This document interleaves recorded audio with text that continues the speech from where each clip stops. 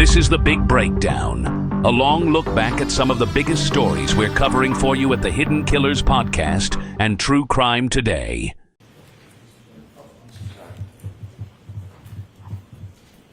Face out quick and raise your right hand. You solemnly swear the evidence you give before the jury in the case down the truth, the whole truth, and nothing but the truth, so help you God. Thank you. Good afternoon.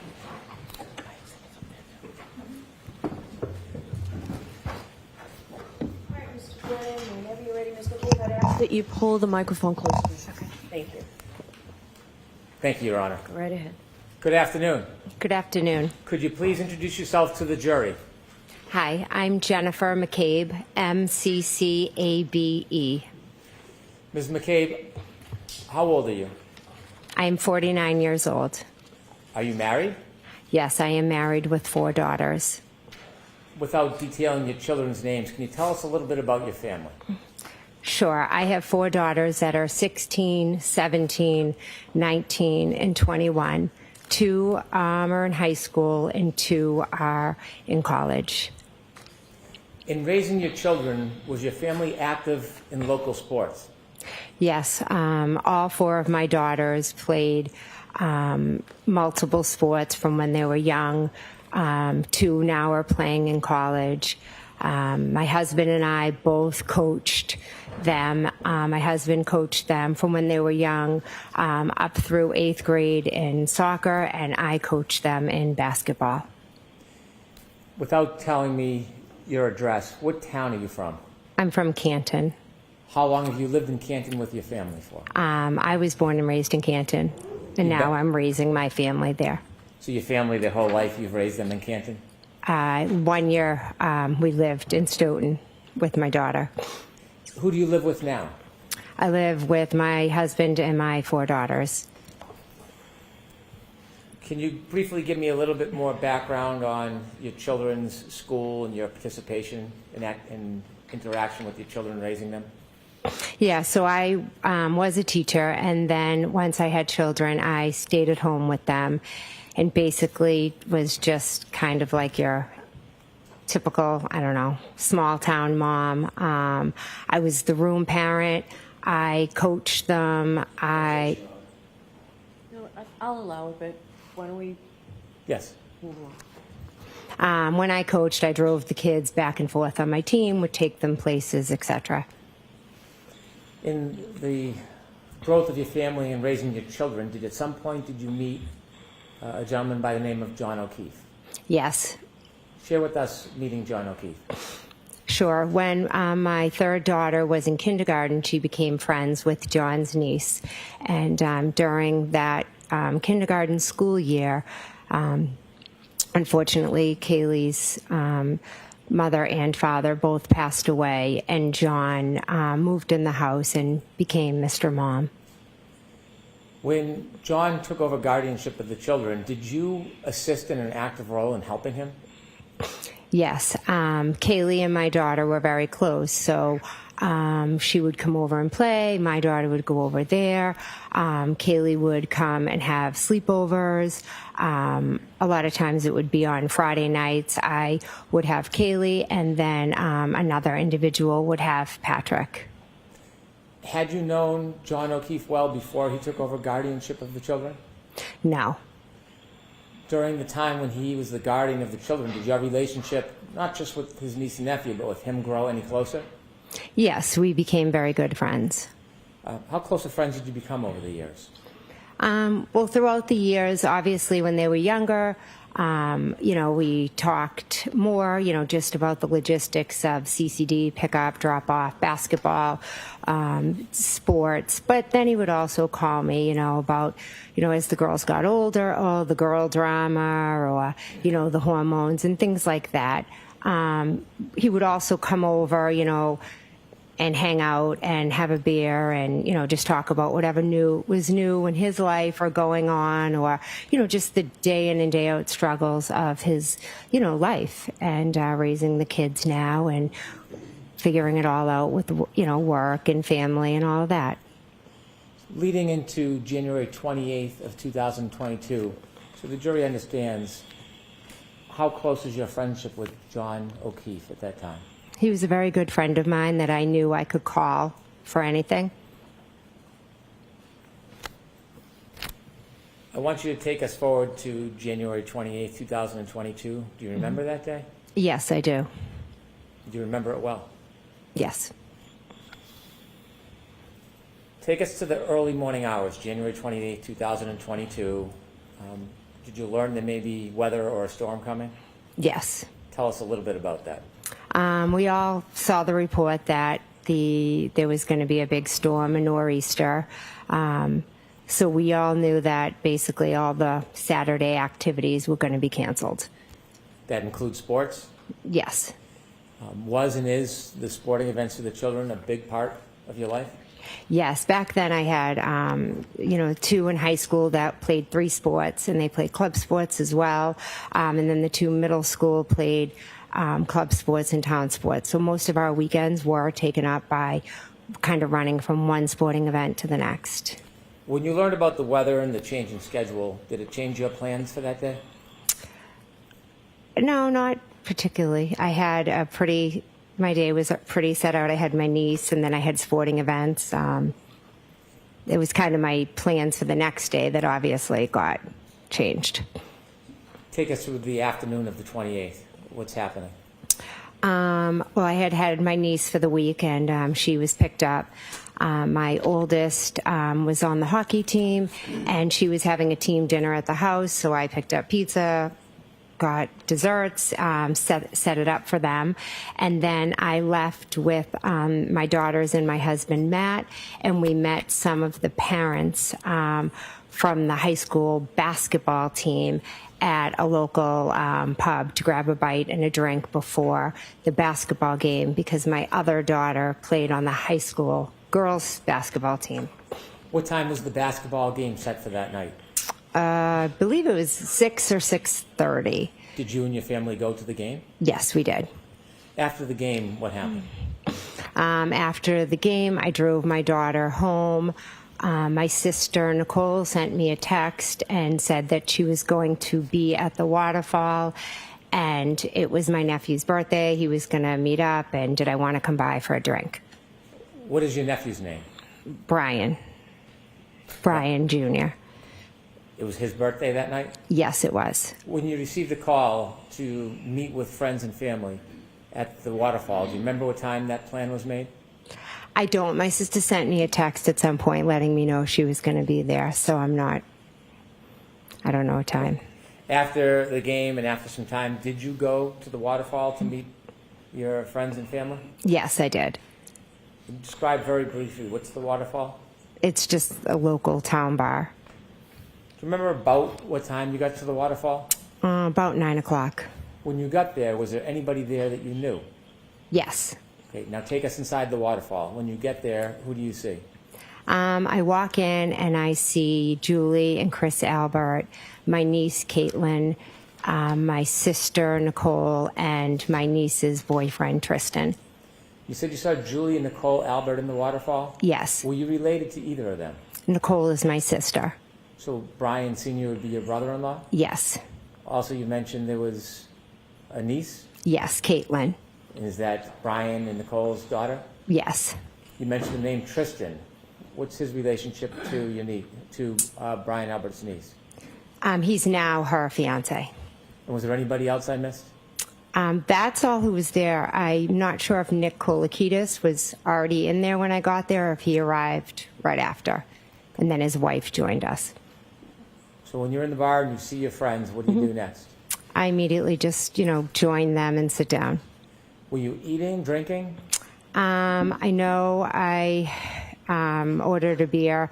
They had appetizers on the table. I'm not sure whether I had any or not. Were you drinking alcohol that night? Yes. As you're spending time with your family, did the night grow? Yes. Did you stay at the table where everybody was eating, or did you move inside the bar? We were pretty much right around the table. Okay. Did anybody you knew join you or join the group at some point? Yes, a little while later, Brian Albert and Brian Higgins joined us at the waterfall.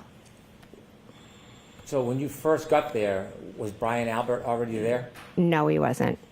Is that your brother-in-law, Brian Albert? Yes. And you said Mr. Higgins. Did you know Mr. Higgins? I had met him a few times when he was out with Brian. You had met him a few times before that night? Yes. Were you friendly with him? He was a friend of Brian's. Was he your friend? No, he was Brian's friend. You knew who he was? Yes. So when Mr. Albert and Mr. Higgins joined the group later, did they come directly to you, or did they stay somewhere else inside the bar? No, they came over to our table, I believe.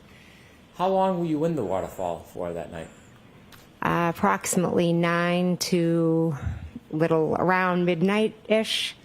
About 3 hours? Yes. Do you have an estimate how many drinks you had, alcoholic drinks you might have had?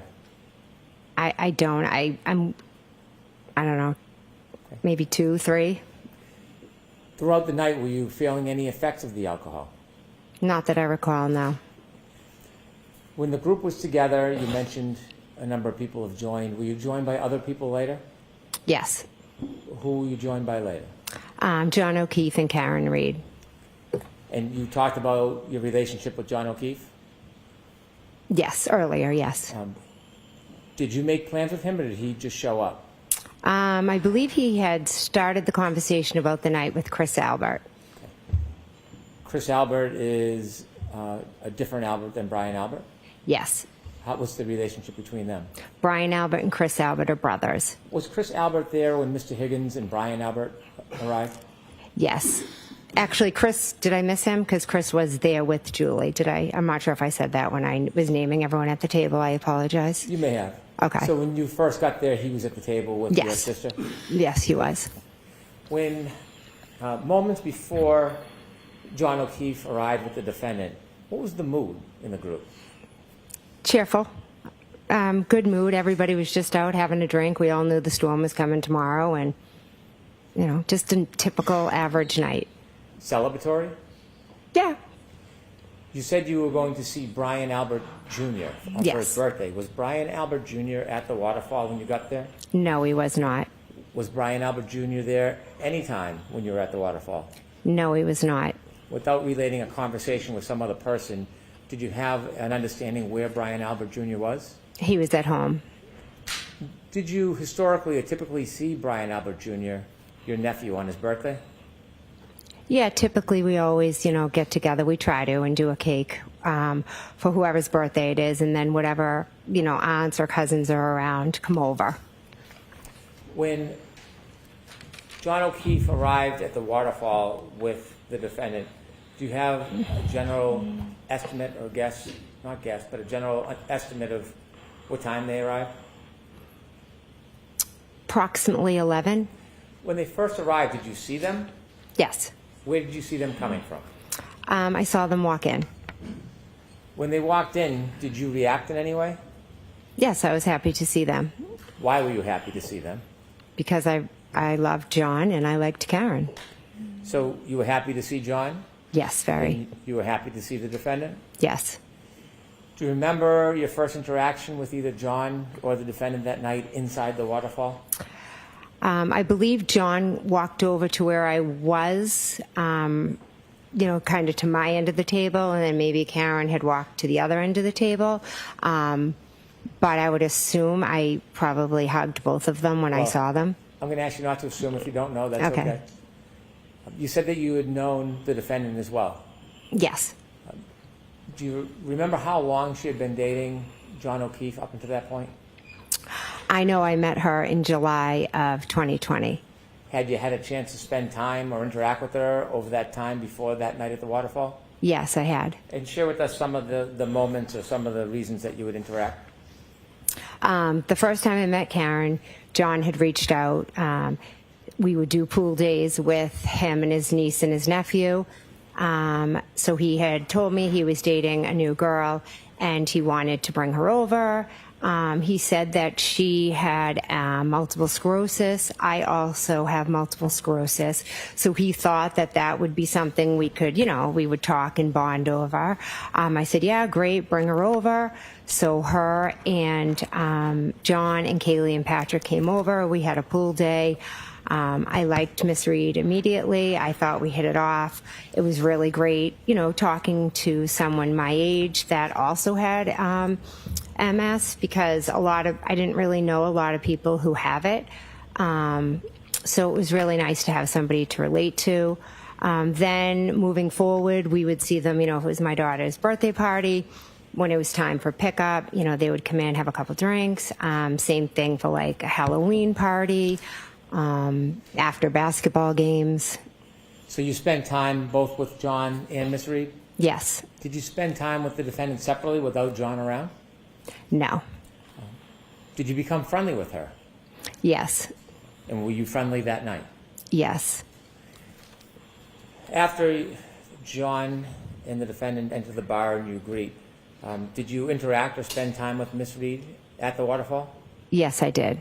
And speaking of the defendant, do you recognize her here in the courtroom? Yes, I do. Could you kindly point to her and describe an article of clothing she's wearing? She's sitting right over there with a black shirt or blue. Is she between Attorney Jackson and Attorney Yannetti? Yes, she is. When you were at the waterfall that night, do you remember who you were speaking to or where you were spending your time? As to earlier in the night or after? I'm sorry, after Mr. O'Keefe and the defendant arrived. Yes, Miss Reed came over and spoke to me because I had seen her the Saturday before, and she had told me how she had started a new medication, and it was giving her some awful side effects. And I said, I'm shocked they put you on that, etc. Let me not ask you about conversations you Okay. had, but about the moment that you were in.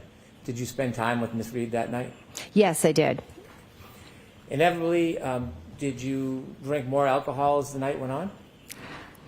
I believe I had, like I said earlier, a couple of drinks, 2, 3, not sure. Did you ever have a shot of alcohol? I do not believe I had the shot, no. Did you see the party, the group of friends and family doing a shot? I was in the bathroom and walked out, and they were doing or had just done a shot. Okay. With the court's permission, I'd like to display parts of Exhibit 22, which has already been introduced into evidence, which is video surveillance footage from the waterfall. Okay. I'd like to start at 10:54:20, please.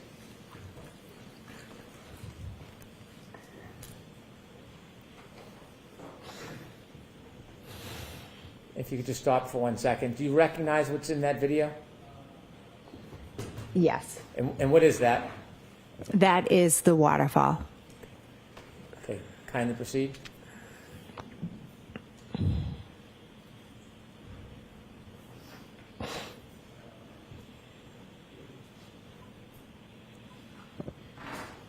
If you could stop. Do you see the two people entering from the left? I do. Do you know who they are? I believe that is Miss Reed and John O'Keefe. Ms. Gilman, is there any way to enlarge the top of the video where the other people are closer to the table or bar? No. Okay. Looking at this video, can you tell or identify anybody under that timestamp? And if you can't, that's okay, but if you can you tell us who you see?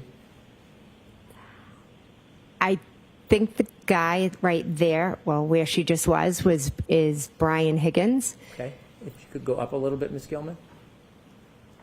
I believe that's my husband, Matt. And On the then right? On the right, and I think that's me on the left. Okay. And if you can go down the table to the left, Ms. Gilman. You recognize who that might be from the clothing? I'd have to take a guess that Okay, it could. don't guess. It's Okay. okay if you don't. Anybody else at the table more to the left do you recognize? Not from this picture. Ms. Gilman, could you highlight where Ms. McCabe thinks that she is on that video with that circle you just had and play the video?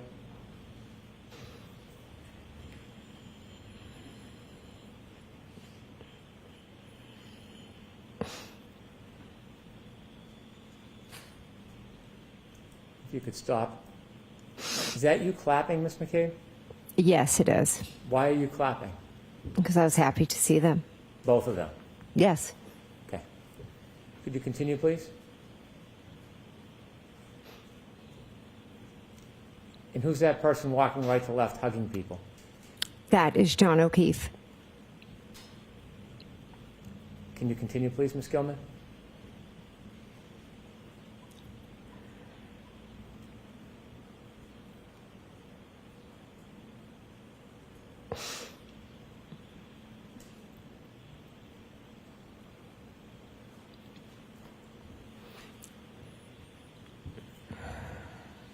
Are you interacting with anybody? I can't see where I am. Okay. If you could stop the video, please. Could you move ahead to 11:26:50, please? 11:26:50. Is that your group still at the waterfall? Yes, it is.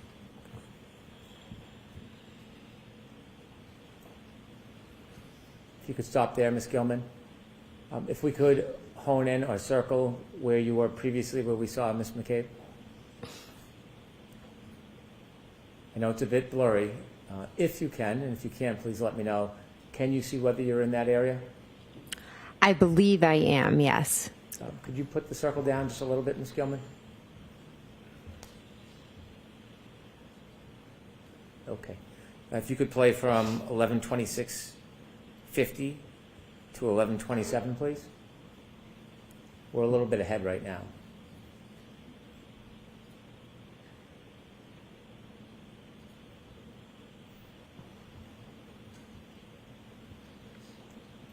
Who are you hugging there? I believe that's Miss Reed. Thank you. One more, Ms. Gilman. I'm going to ask you to move forward to 11:46.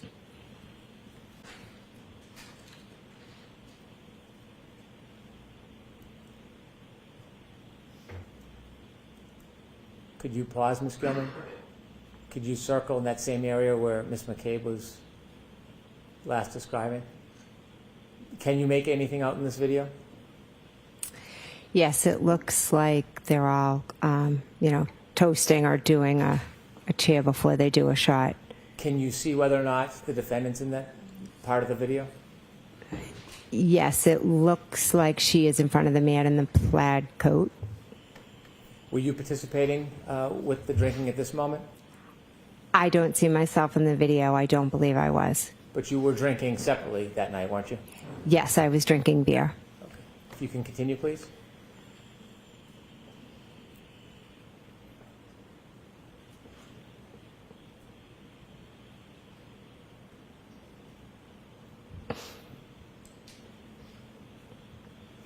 Thank you.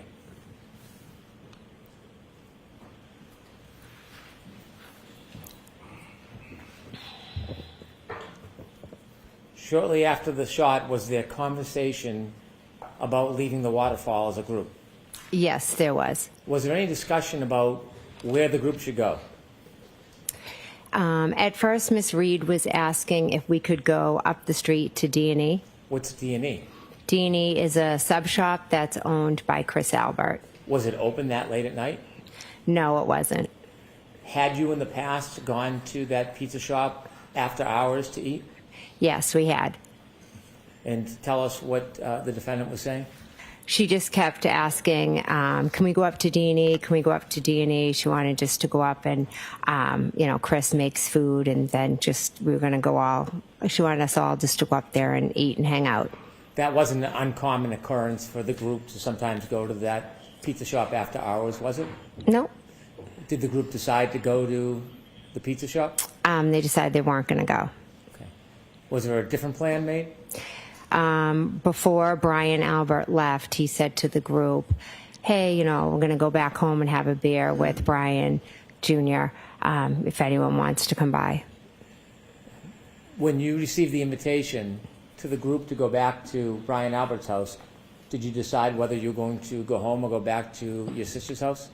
Yes, I decided I was going to go to my sister's house. Without saying what was said, was there any discussion in the group among the participants about going back to your sister and Brian Albert's house? Everybody seemed to want to go back. Did anybody object to going back? No. Had you been to your sister's house before? Yes. Many times? Yes. Do you know the address of where your sister lived? Yes. And so, after that conversation, did you stay at the waterfall for a little bit, or did you leave immediately? Probably left after maybe 5-10 minutes. Without saying what was said, before you left, did you have a chance to speak to John O'Keefe? I did, yes. You spoke to him inside the waterfall? Yes. Did you have a chance to speak to the defendant? Yes. And was your plan to go back to your sister's house? Yes. Before you left, did you have any understanding whether or not Mr. O'Keefe and the defendant were going to join you? Did you have another understanding regarding that? Yes. And what was your understanding? They were coming.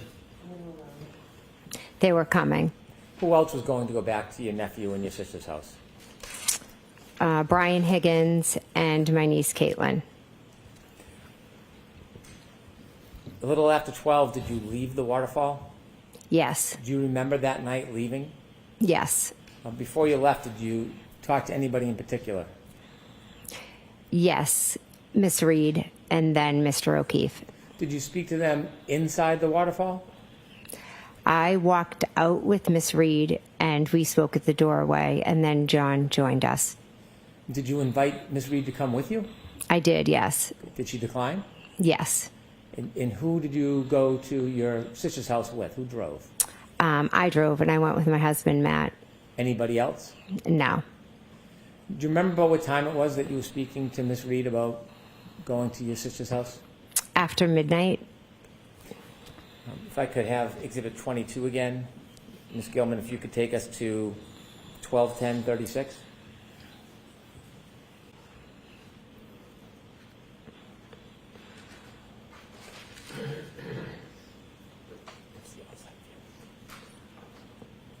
Okay. If you could stop it there, please.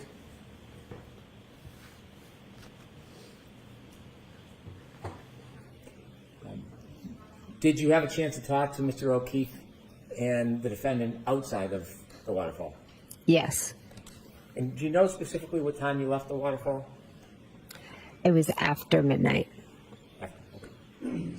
When you left the waterfall with your husband, you said you were driving. Did you stop anywhere along the way before you got to your sister's house? No. Tell us what you see when you get to your sister's house. What are the weather conditions like as you're driving there? It's starting to snow to the point where it's starting to accumulate. It's on your car. It's just, getting on the street. Is it light? Is it heavy? It's light at this point. How long does it take to get from the waterfall to your sister's house? 5 to 8 minutes, depending on lights and weather, etc. When you first get to your sister's house, while you're still in the car, describe what you see. My wipers are on. I'm just looking out the window and it's snowing. It's dark. Anybody in the driveway? Any cars in the driveway that you see? Oh, when I pull up to my sister's? Yes. As I pull down the street, I take a left into the driveway, and there is a Jeep that's parked on the street, and there's maybe a couple of cars in my sister's driveway. What do you do when you arrive at your sister's house? I go in the house. Now, there are a couple doors at your sister's house. Yes. Is there a front door? Yes. Is there a side door? Yes. Which one's closer to the driveway? The side door. Which door do you go in when you get to your sister's house? The front door. Was anybody with you when you went in? My husband, Matt. You walked in together? Yes. Tell us the first person you remember meeting. When I went in the house? Yes. Probably my niece was at the table, and then I saw my nephew, Brian.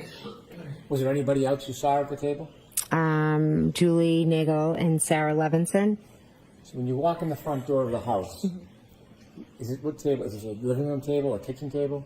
Oh, you walk in and then you go to the right and it's into the kitchen and there's a table there. Is the kitchen separate from the living room or is it open? It's open, but they're separate. Can you see the kitchen table when you walk in the door if you turn and look right? Yes. And when you go into the kitchen, you said there was a woman by the name of Julie Nagel? Yes. And then another woman, Sarah? Yes. You know her last name? Levinson. Okay. Julie Nagel, did you know her when you walked in the house that night? I had met her a few times. Had you spent time with her? Were you friends with her? No, I just had met her a few times, and she had watched my dog for me when my nephew couldn't. When you would go away, would your nephew be responsible to watch your dog? Yes. Did you understand that Julie Nagel had watched your dog a couple of times? Yes. Had you ever socialized with her before that night? No, I may have seen her at a graduation party, but never beyond that. Were you friends with her at that point? No. Friendly enough that she watched your dogs? Yes, through my nephew. He just said my friend's going to do it, and I I see. trusted his judgment. And there was another woman by the name of Sarah. Did you know her before you saw her that night? I knew of her. If I were to see her, I'd say hi, but that's the extent of it. How did you know of her? Just from being in the town, going to different sporting activities and just being around. You said your nephew Brian was there as well in the kitchen? Yes. This was his birthday? Yes. How old was he? I think he was turning 23. Was there anybody else in the house when you and your husband first got there? Yes, my sister and Brian Albert and Brian Higgins. So Mr. Higgins, Brian Albert, and your sister were there before you? Yes. Where was everybody when you first came in? My niece Caitlin, Sarah Levinson, Julie Nagel, and Brian Jr. were all at the kitchen table. My sister was over, I think, cleaning the counters, and Brian were off in that TV room that you can see from the kitchen because there's a wide opening. If you walk in the front door, would I look left or right to see the TV room? You'd look right to the kitchen, and then through the kitchen's the TV room, but you could look, and when you walk in, you can see because it's open. Is the TV room in any way have a relationship with that side door? Yes, it does. If you were to walk in the side door, would you be walking into the TV room? Yes. When you saw your nephew Brian Jr. and his friends, are his friends about the same age as him? Yes. Were they drinking? Yes. Was there music? Yes. And when you went in, did you spend time with the group? Yes, I sat right down and started talking to them. And when you were speaking to them, did you have any drinks that night? I believe they brought me over a White Claw, but I didn't have more than a sip of it. I was at that point where I just didn't want another drink. As you were in the kitchen, were you expecting anybody else? We had mentioned it to Karen and John, and I had actually just spoken to John, so I was expecting them.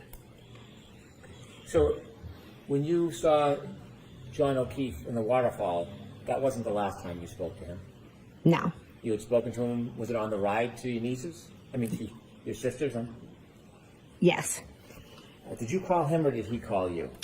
He texted me and I believe asked something like, where to? And since I was driving, I called him. When you called him, what did you tell him? What did you guys say? I just said they live 34 Fairview Road off of Chapman. Do you know if John O'Keefe had ever been to the Albert home before? I don't believe he had. In that conversation, how long did that conversation take? It was quick. Was there any other conversation that you had with him other than that one conversation? Yes, he called me back and he was trying to find it. Trying to find the address? Try to find the house on Fairview. Did he ask you for help trying to find the address? I'm not sure his exact words, but yes, he needed help. And so I just said, I told him just go down the street, go by Bella's house. It's at the bottom of the street. So you used Bella's house as a point of designation to try to guide him to get to your sister's house? Yes. Tell us who Bella was to John. Bella is my daughter and John's niece friend. So Bella is friends with my daughter, John's niece. Okay. And was there any relationship between Bella's mother and John that you knew of?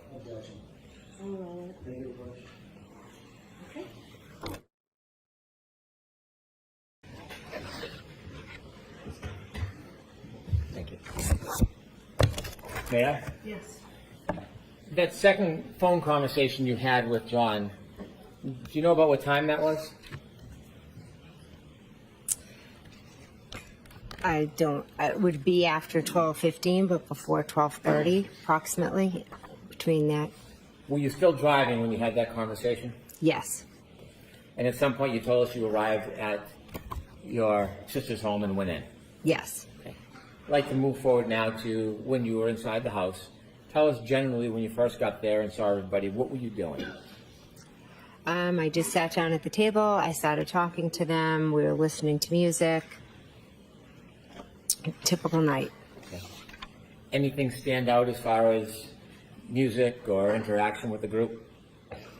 No, we were just laughing, telling stories. At one point, I'm not sure if it was at some point, my other nephew had been over my house and had shown me this video on his phone, and it was a family inside joke. The video, it was a music video from a long time ago.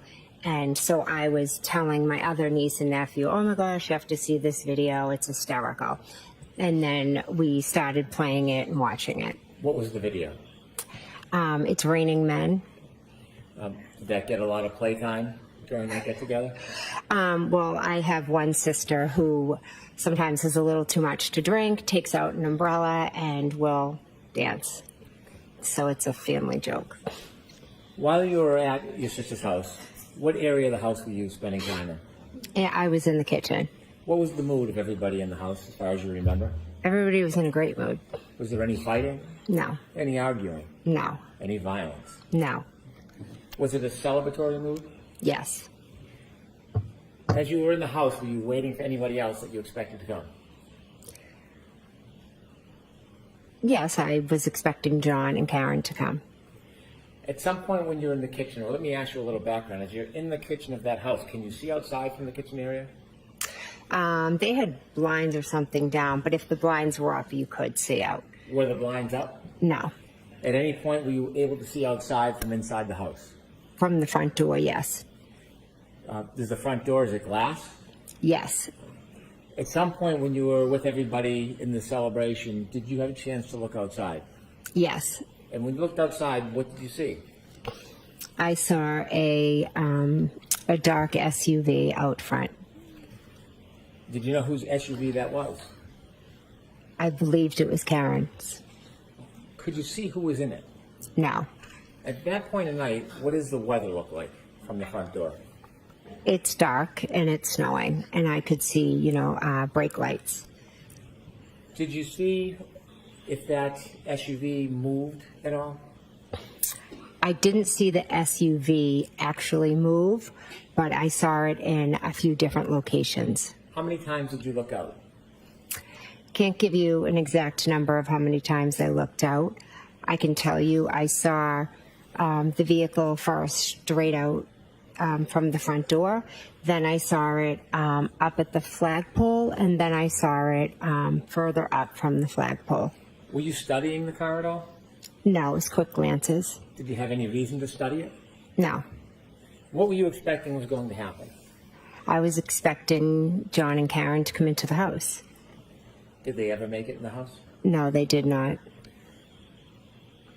As you were waiting, were you doing anything else in addition to waiting for them to come in?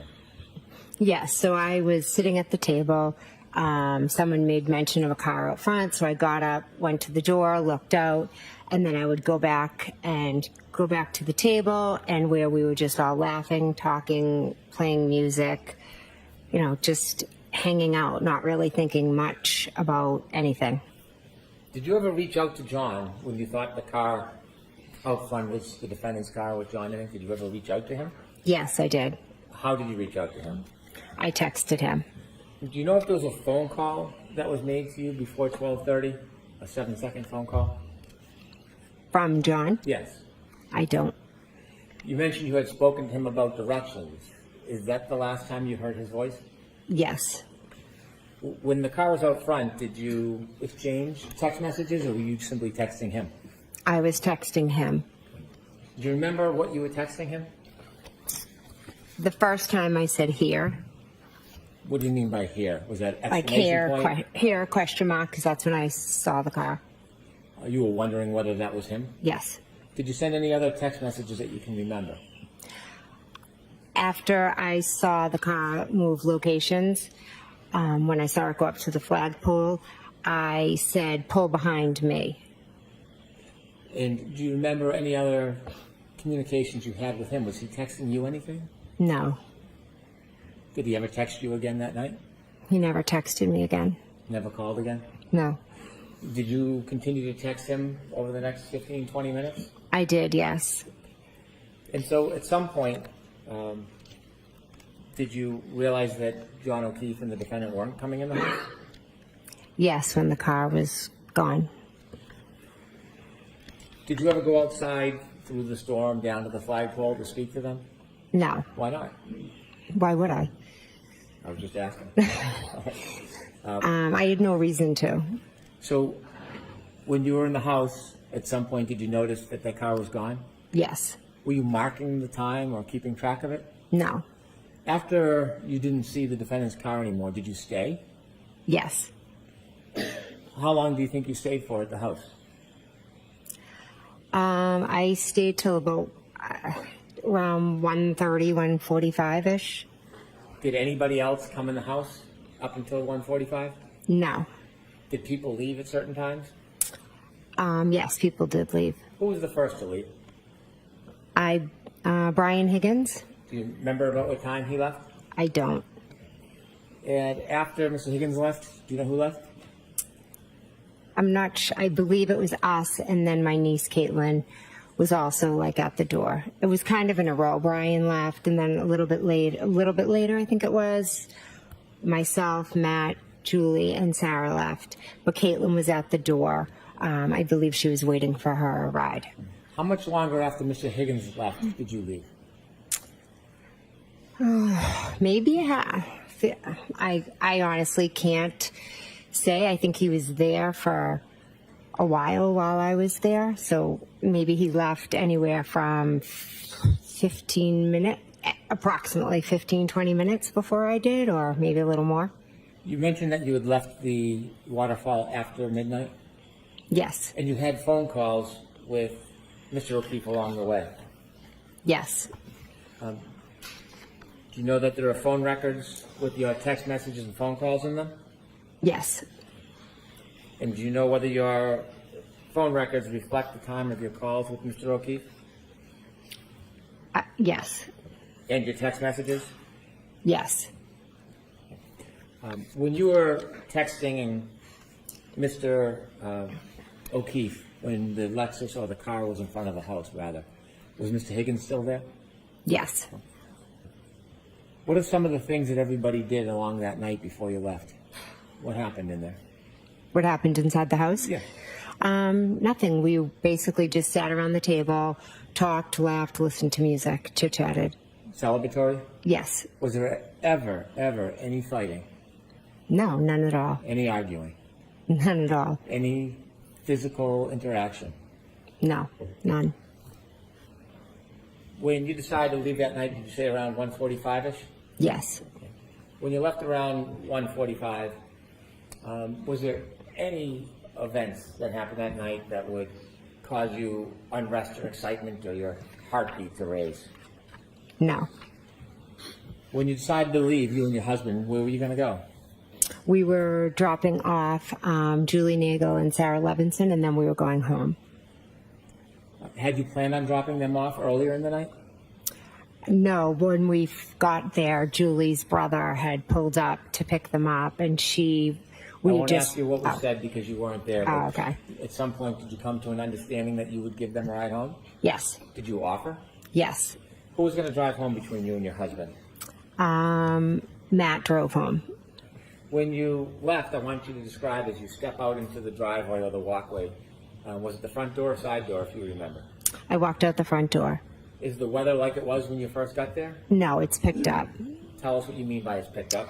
So as I walk out, you kind of go, the walkway is to the left. So I walk down the steps, I go to the left. The snow was coming, it was cold, the wind was picking up. So I kind of just like curled up and ran to my car quick to get in. What part of the car did you get into? Front passenger. Who was driving? Matt. And where were the other two people? Sarah and Julie were in the back seat. Who was in which spot? I'm not exactly sure. So both of the young women were in the back seat? Yes. Was there any conversation when you got into the car? We got in the car and they were teasing me Why were they teasing you? because I had like bread and maybe peanut butter in my car. Why did you have bread and peanut butter in your car?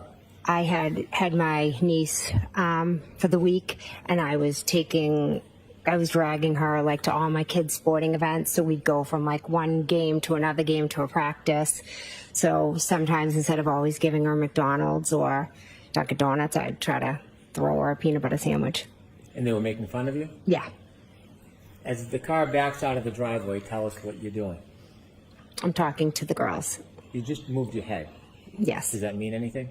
Yes. How? They were both sitting behind me, so I was like turning and, chatting and talking. After your husband pulls out of the driveway, do you start to drive home? Yes.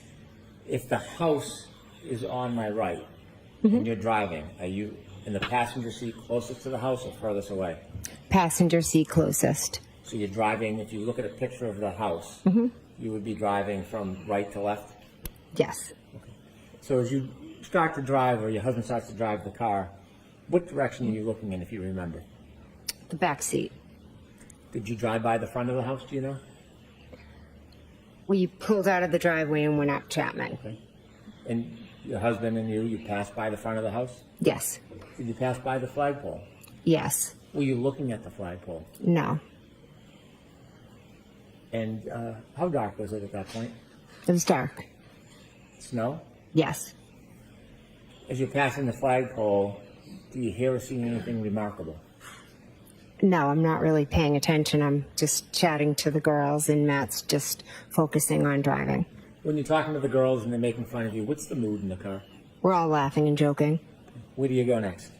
We drive Julie Nagel home. After you drop off Miss Nagel, where do you go? We drop off Sarah Levinson. Is the weather constant? Yes. After you drop off the young woman in separate spots, where do you go? We went home. Can you tell us when you get home what happens next? We go in the house. I go up to bed. Matt makes himself a snack and then joins me upstairs. Do you have a telephone? Yes. An iPhone? Yes. When you go to bed, do you stay up at all? Yes. Do you use your iPhone? Yes, I do. What were you doing? I texted a few people, and then I did a couple of Google searches. And what were the searches for? One, my daughter had played in a basketball game earlier in the night, and it was a very good game, so I went and I read the report on it. And then my other daughter had an offer to play on a basketball team, so we had to make a decision about whether or not we were going to accept the spot. So I was just looking up that basketball club. Other than those regular searches that one would do, was there anything remarkable about what you were searching at 2:27 that time frame? No. After you were looking at websites for your child's sports, what did you do? I put my phone down and went to sleep. And up to that point, had there been any discord or fighting or arguments in your world? No. Peaceful night? Yes. Did you go to sleep, Miss McCabe? Yes. Did you sleep through the night? I typically get up to go to the bathroom, so that I could have gotten up possibly to go to the bathroom. Did anything remarkable happen in the early morning hours of January 29, 2022 that changed that peaceful mood into something else? Yes. Okay. I want you to share with the jury the first thing that happens that changes everything. At 4:53, my phone rings, and I look at my caller ID. I look at the phone, and it's Kaylee, John's niece. John's niece. And I say hello, and she said, yeah, well, basically she relayed to me that Next question. When you pick up the phone, could you hear a voice on the other end? I heard a voice and a lot of screaming. And the voice you heard, is that Kaylee, John's niece? Yes, And the screaming, was it a man or a woman screaming? it was a woman, How loud was that person screaming? very loud.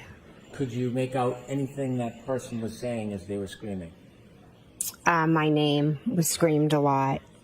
And then the other individual ended up getting on the phone with me.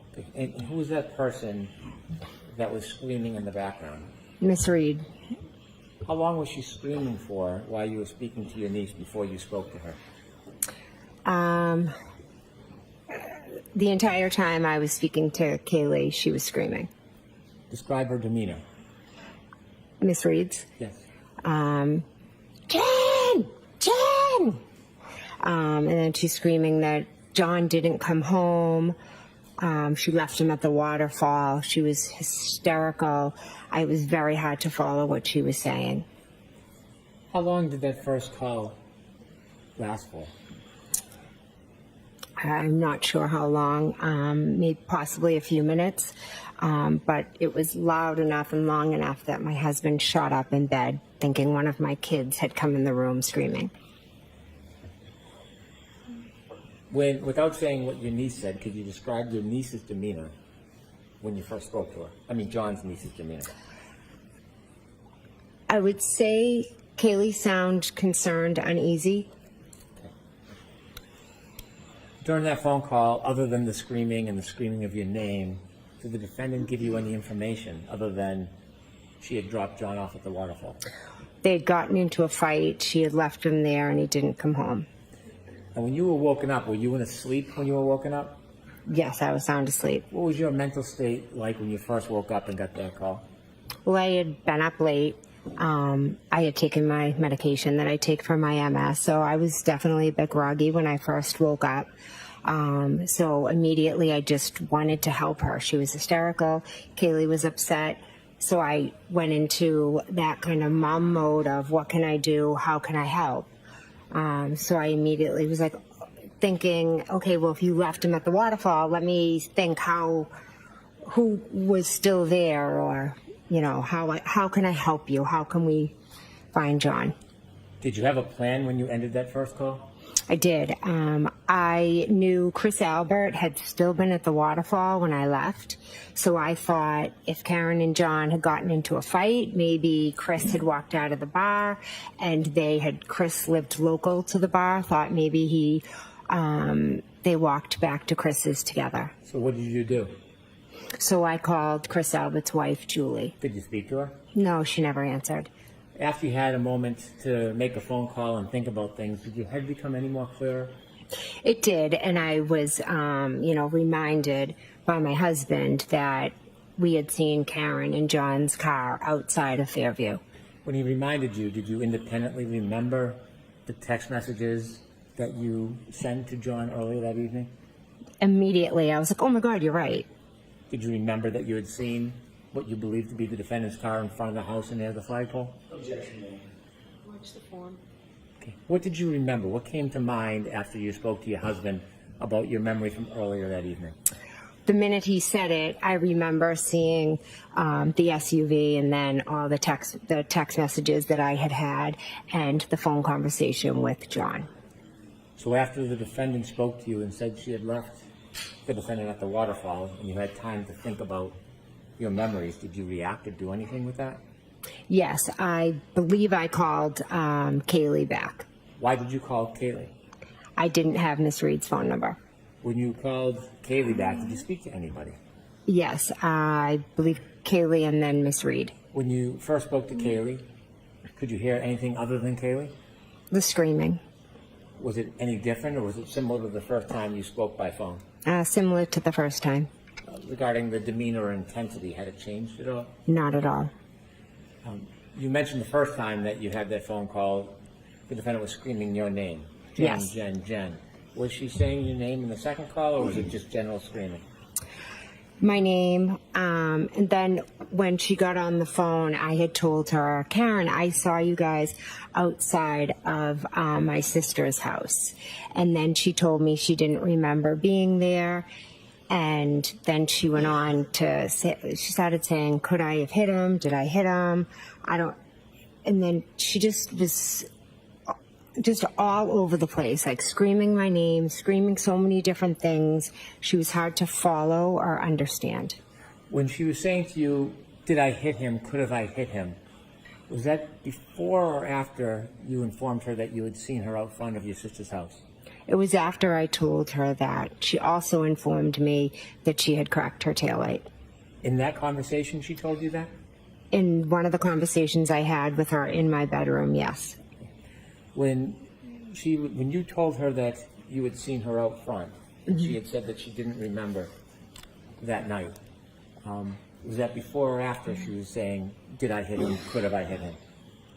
Can you repeat the question? Sorry. She was telling you about that she didn't remember that night. Was that before or after you had told her about seeing her car? When I said I saw her at Fairview, then her response was she didn't even remember going there. Did she ever deny that she came to Mr. O'Keefe's house? I mean, to your sister's house? No.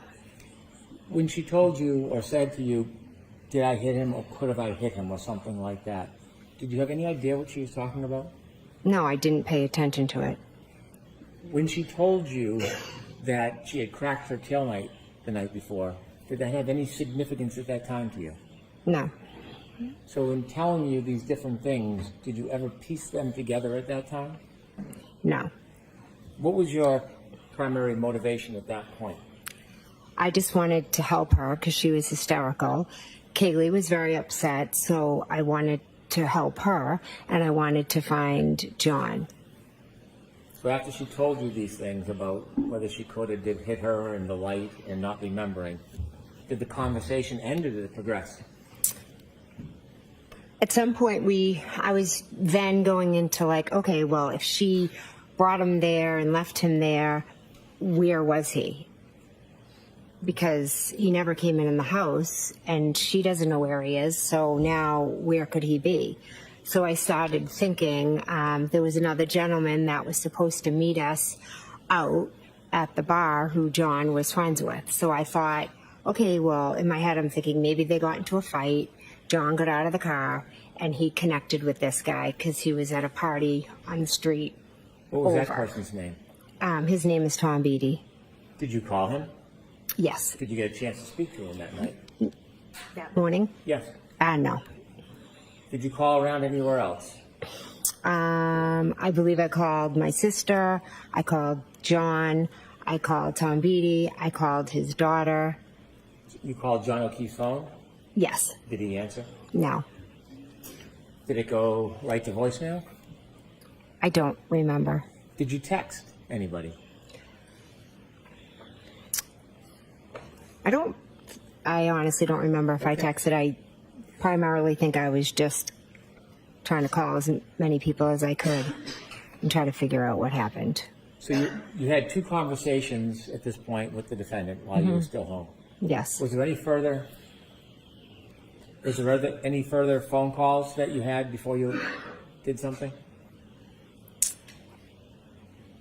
I'm not sure if I know I went downstairs to make coffee because my plan was to go with my husband. I said, come on, let's just go over to Tom Beatty's. Let's see. Maybe John's there. He passed it on the couch.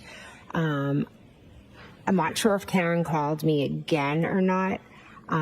It's a little foggy because there was so many calls and everything. And so that morning when you were receiving calls, did something happen? Karen showed up at my house. How did you know Karen showed up at your house? I could hear her screaming out front. And about what time is this? Approximately 5:20, 5:30. I can't be sure. Were you worried for John at this point? Not particularly, no. Were you screaming? No. Now at this point, at this moment when you hear her outside of your house yelling, early morning hours, did you know a person by the name of Carrie Roberts? I knew of her. I'd met her once. Were you friends with her at that time? No. Had you socialized with her at that time? No. Had you ever seen her before with John? Once. Tell me about that. Years earlier, as I said earlier, I used to take Kaylee on Friday nights, and Carrie was the one who would take Patrick on Friday night. So we would each have the kids. And to thank us, one day John told us how he got a discount at Reebok and to get our kids' shoe sizes, and he was going to buy us all sneakers, just as a way to say thank you for helping. So we all went to the store together, and then John took Carrie and myself to the hillside for lunch. How many years before this moment was that? Oh, gosh. Well, I think that's when my daughter was in kindergarten or first grade, and at this point she was in 8th grade, so like 7 years. Had you ever spent any other time with Carrie Roberts before this morning? No, Were you friends at that point? no. How would you consider your relationship with Miss Roberts on that morning when Miss Reed arrived to your home? I had met her once, and that was the extent of it. I wouldn't say I knew her at all, beyond that one time I went out with her. I want you to take us back now to when you first hear the defendant in your driveway yelling. When you hear that, do you hear any words, or is it general yelling? So I hear yelling. So I was downstairs making coffee. I go to my front door and I open it, and she's screaming, "Jen! Jen!" She's screaming that 3 times, and then she was saying, we have to go to Fairview. You know, a lot of the, could I have hit him? Did I hit him? Just, she was on repeat. What did you do? My husband came running down the hall and was like, tell her to shut up. She's going to wake up the neighbors. And then I said, I'm just going to go with her. I'm going to go look for John.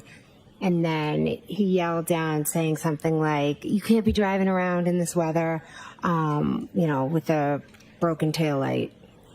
When you saw the defendant at your front door, had the weather changed overnight? Yes. Was it different?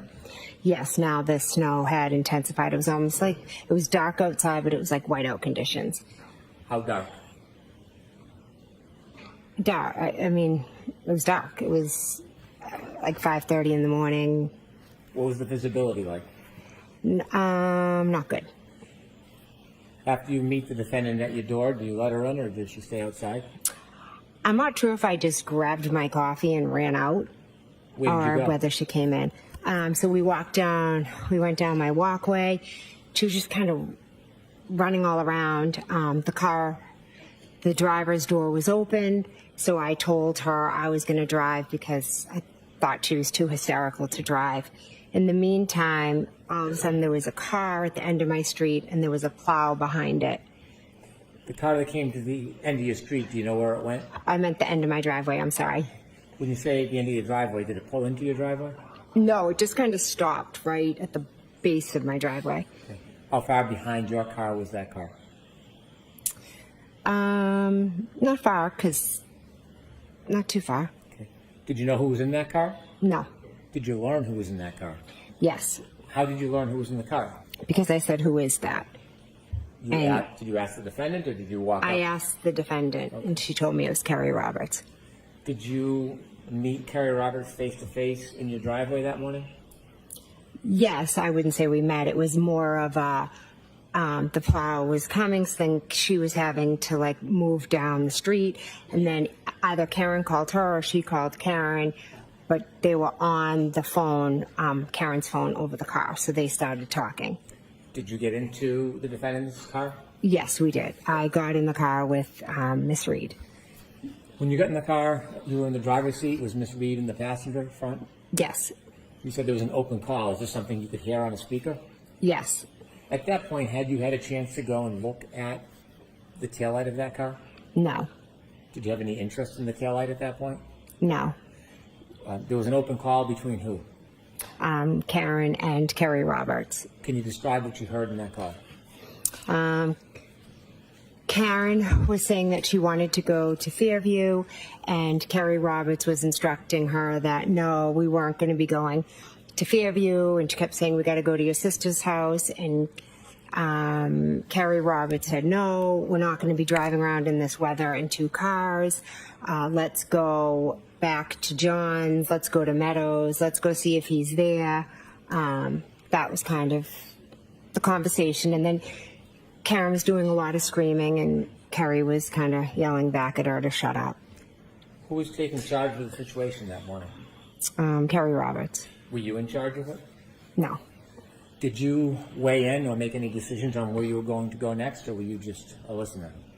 I just listened. Carrie said that Carrie's kind of a take-charge person. She said, we're going to Meadows. So I said, okay. I drove to Meadows. Now, at this point, you didn't know Carrie Roberts other No. than that meeting, Yes, correct. and you agreed to follow her? Yes. So tell us what happens. Take us through the drive. She might have followed me. I'm not sure, but we drove back to Meadows, pulled into the driveway. So you knew where Meadows was? You had been there many times with the kids? Yes, You think Miss Roberts may have followed you? yes. What was the weather conditions as you were driving? They were awful. It was, I was driving very slow, cautiously. It was dark. It was hard to see. It was that type where the snow is like coming at your window. How long of a ride was it from your home to John's home? Approximately 5-6 minutes. Was there any other phone calls while you were in the car with Miss Roberts, or did the phone calls end? I believe that was it. Can you describe the defendant's demeanor on the trip from your house to John's house? She was just screaming, yelling things. It was almost like everything she said 3 times.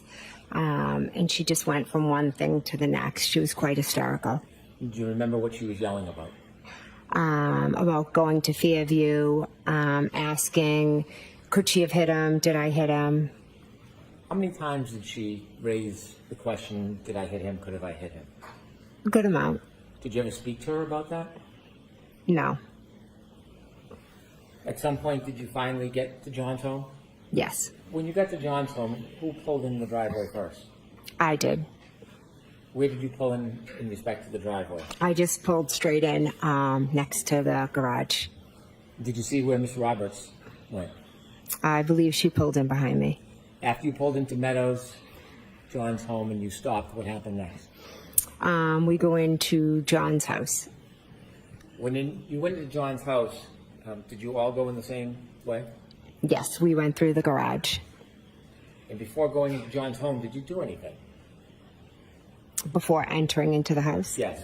I took off my shoes. You took off your shoes? Yes, Why did you do that? because you always had to take your shoes off at John's. He didn't want you to track. He would have yelled at me for tracking snow in his house. Did you see if Carrie took her shoes off or not? I believe she did. Did you see whether the defendant took her shoes off or not? She just walked right in How would you remember that? because I thought it was strange. What was your purpose when you went into the house? What was the number one thing that you were worried about? We were looking for John. Anything else on your mind when you went into his house? Also, I knew Kaylee was there. Now, at this point, did you have a close relationship with Kaylee? Yes, Do you still? yes. What did you do when you went in the house? Where did you go? I walked through the kitchen and then I kind of peeked into the TV room. I walked through the dining room, and then before I went up the stairs, I kind of peeked into a living room. I went up to the top of the stairs. I peeked into John's room, and then I went into Kaylee's room. Did you ever see John? No, Why did you go to Kaylee's room? because I wanted to go check on Kaylee. Did you have a chance to speak to her? I did, yes. What was her demeanor at that point? She was very, she was in the bed. She was holding on to her phone. She was terrified. Was she screaming? No. Did you provide her any comfort? Yes. I told her that I was going to go out. I told Kaylee that I was going to go out with them and I was going to find John. And I promised her that everything would be okay.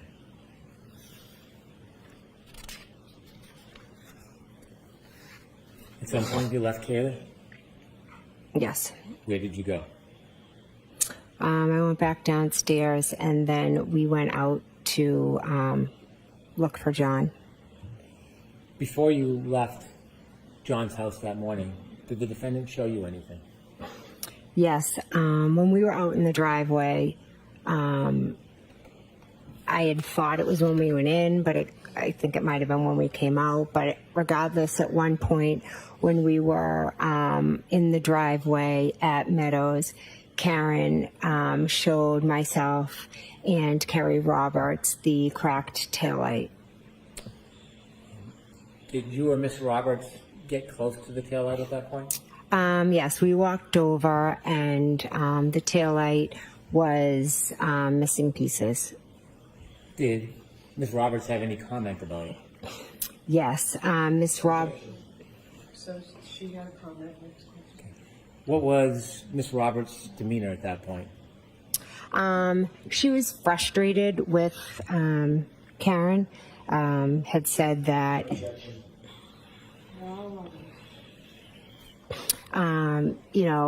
had said that Karen basically was telling her to shut up. You were so drunk, you could have hit anything last night.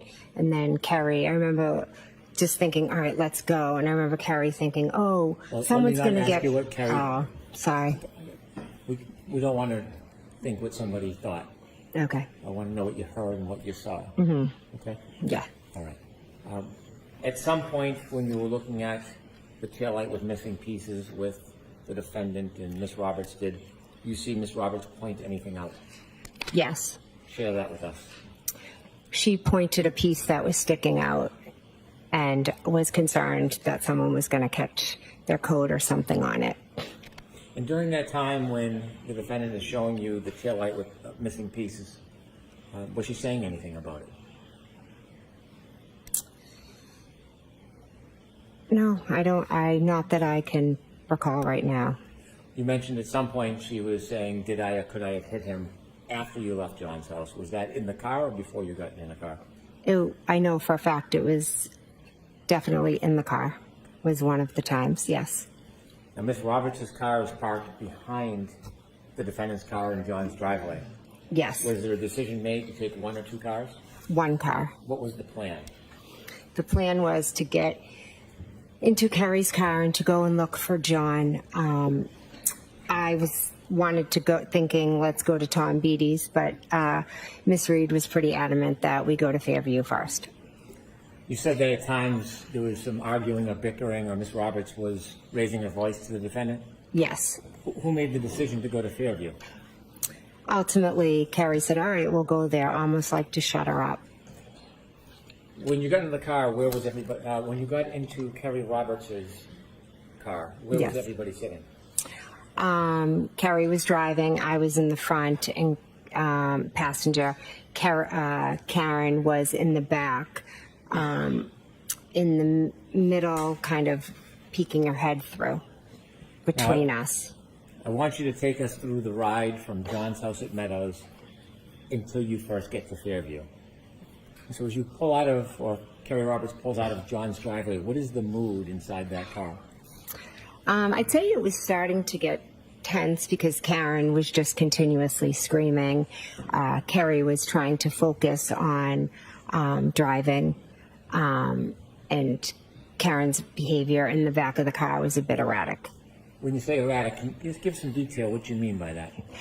Yes, she would go from sitting back to leaning up in between us, and she would yell Carrie's name 3 times. Then she would yell my name's three times, and then she would yell, "Could I hit him? Did I hit him?" Over and over again. When she was repeating these questions or phrases that she was yelling, did you respond in any way? I don't believe I did. No. How about Carrie? Carrie was telling her to shut up and to buckle up. Was she buckled? I don't believe so. You began your drive from Mr. O'Keefe's home at Meadows to Fairview. Is the weather getting better? No, it's getting worse. Is the visibility still difficult? It was terrible. As you began that drive to Fairview, was there anything that you were doing on the way? Yes, I was just kind of looking out the window intently to see if I saw anything. What were you looking for? I guess John, which I know it sounds crazy, but I didn't know where the hell he was. Did you have any difficulty seeing from the car the side of the road? Yes. Did you see what direction Miss Roberts was looking when she was driving? Well, she, it was hard because she needed to focus on driving because the conditions were that bad. Did you have a chance to see the defendant on that drive at all? Yes. Was she looking out the windows with you? No, she was popping back and forth, and screaming. Was it constant screaming, or did it change at all? She would scream and then kind of sit back, and she'd almost be like quiet for a minute. It was like, okay, good, and then she'd start again. In those quiet times, do you know what, if anything, she was doing? I didn't know what she was doing that morning, no. How long did it take to get to Fairview? I don't know. I'm going to assume maybe 10 minutes, like with the weather, maybe 10 minutes. I'm not, give or take approximately. As you're approaching 34 Fairview Road, before you get there, is Fairview going to be on your left side, driver's side, or on the right side? As we're pulling up, it's on the driver's side. Carrie's going to take a left down Fairview off of Chapman. I want you to take us back to that morning, about 20 or 30 yards before you get to Fairview. Mm-hmm. You're in the car with Miss Roberts and the defendant? Yes. What's happening in the car? Karen's is screaming, and at that point she had asked if John could be cheating on her and if John could be with Bella's mom. And then what happens? I didn't know what the hell she was talking about. I was like, what are you talking about? Why would he be with Bella's mom? And then Carrie said, well, do you think he could have walked to, there was another woman years before that John had dated who lived on the next street over to her house. And as you approach that area before you get to the flagpole, does anything remarkable happen? No. Okay. What happens next? As we're driving down the street, I just say to Carrie, because she doesn't know where my sister lives, oh, her house is just at the bottom of the street. Visibility still difficult? Yes, awful. What happens next? We continue, driving, and we're driving slowly past, the line of, I guess, bushes and the flagpole area.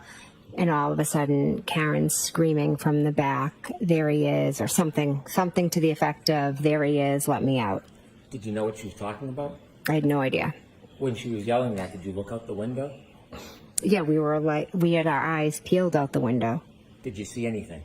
Nothing but snow. How long was she yelling about whatever it is she was saying?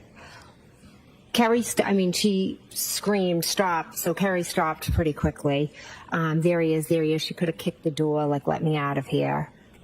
And when she was kicking the door, what were you doing? I was just like, what the heck? What is going on? What happens next? She gets out. Carrie looks at me and said something. Said, like, she's batshit crazy. Then what happens? Then Carrie got out. Then I got out of the car, walked around the back of the car, and was walking, like, over to where I could see the girls were. Now, at that point, you were in Carrie Roberts' car. Yes. It had its headlights on. Yes. Was it facing up the street of Fairview? Well, we had come down the hill, so yes, up the street. There was no other lighting in that area? I do not believe so. No fire engines or ambulances at that point? No. No police cars? No. Any street lights? It was dark. When you got out of the car, did you look towards the area of the flagpole? Yes. Could you see anything at that point? No. How close did you get to the area of the flagpole before you could first actually see something? Well, I saw the shadowy figures of Carrie and Karen, and it wasn't until I got very close over to them that I saw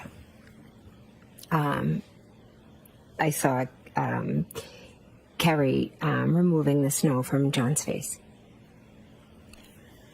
Is that the first moment you realized that was John O'Keefe on the ground? Yes, it was. When you see Carrie removing the snow from John's face, what do you do? I was frozen. I was shocked. I couldn't believe that was him just lying there. Tell us what you're seeing. What do I see? I see Carrie just wiping the snow off. Karen had straddled him and had lifted her shirt and his shirt and was laying on him, and Carrie was screaming at her to get off of him. And I was literally just stunned. I mean, there he was. What did John look like when you saw him? I couldn't see much but his face because the rest was snow and Karen was moving over him, but he just looked like just him, but just like frozen. What did you do? At first, I just stood there for a minute because I couldn't believe it was him. And then Carrie Roberts and I made eye contact. And I knew, I was like, all right, I'm going to call 911. But I think I knew in that moment that John, was dead. Did you call 911? Yeah, I started to call 911 and Carrie and Karen were just screaming. And so I walked back towards Carrie's car, and then Carrie was also yelling at me to go to the back of the car to look for blankets and towels. So as I was calling 911, I was at the back of the car looking for the towels and the blankets to bring over to Carrie. And while I was doing that, I believe 911 answered. Did you speak to 911? I did, yes. Did you get the towels and blankets that Carrie had requested? I did, yes. After your phone call with 911 and you had the towels and blankets, tell us what happens next. So after I called 911, I went back over to Carrie, Karen, and John. And at that point, Carrie asked if I would take over compressions. So she got up and I started doing compressions, and Karen was doing mouth to mouth. When you started doing compressions, were you touching John over his clothes or touching his skin? I don't remember. Did you at that point get a chance to touch John's body and see how it felt temperature-wise? I just remember when I was doing the compressions, I don't really know how to explain it. It just felt very funny. I'm sorry, It just wasn't like normal. Yeah.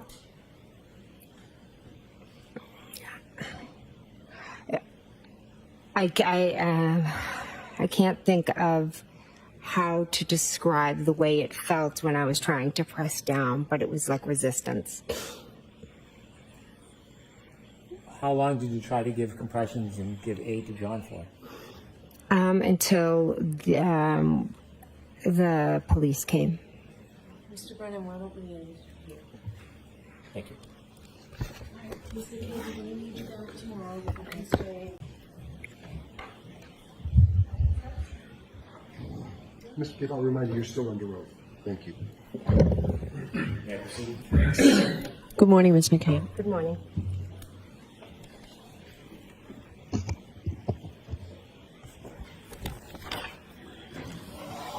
Good morning. Good morning. Before you take us back to Fairview Road, I want to ask you a couple of questions about John's house at Meadows. Are you familiar with his house? Yes. Have you seen the front of his house before? Yes, I have. Are you familiar with his driveway? Yes. Are you familiar with whether there's any surveillance system at Mr. O'Keefe's house? Yes. May I approach, Your Honor? Yes. Ms. McCabe, I'm showing you what has been previously marked as Exhibit 6. Do you recognize that photo? Yes, I do. And what is it? That's John O'Keefe's house. Could we provide Exhibit 6 for the jury, please? On that screen, is that Mr. O'Keefe's home? Yes. I'm showing you what's been marked as Exhibit 8. Do you recognize that? Yes. And what is it? That is the side of Mr. O'Keefe's house, the two garage doors. Is there any indication of surveillance? Is this a Ring camera right here? Looks, Is that what John O'Keefe's side of his house looks like? yes. I want to show you Exhibit 10. Do you recognize what's in that photo? Yes. What is it? It is the driveway at John O'Keefe's. You see a car to the left? Yes. Do you know whose car that is? Yes, that's Miss Reed's. Is that where you left it the night before? Those early morning hours when you drove to Mr. O'Keefe's house? Yes. I want to show you what's been marked as Exhibit 11. You recognize what's in that photo? Yes, Miss Reed's vehicle. Is that the vehicle that Ms. Reed showed you with the broken missing taillight that morning? Yes, it is.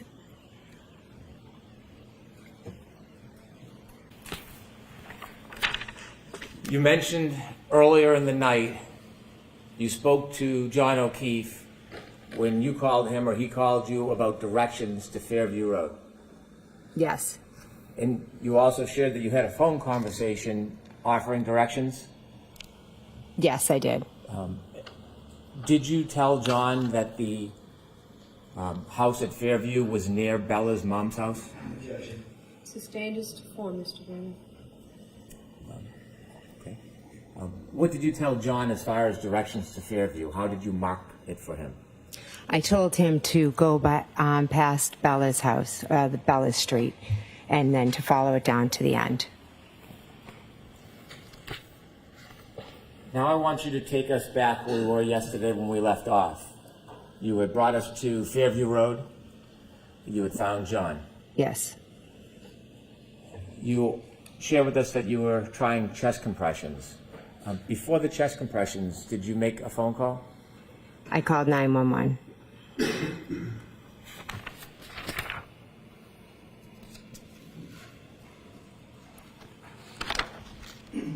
I'd like to move to introduce a copy of that 911 call. Okay. Do you have something physically to... Thank you. Ms. McLaughlin does. Thank you. With, Thank you. with the court's permission, I'd like to play Exhibit 45. Yes. No, police is court line. What is your emergency? Yes, I need someone to come to 34 Fairview Road in Canton, Mass. There's a man passed out in the snow. You're in Canton? Hold on. I'm going to transfer you over to Canton Police. You call them. You're connected to Norwood, okay? Yeah, I don't know why I did that. It's the towers. That's right. Stay on the line.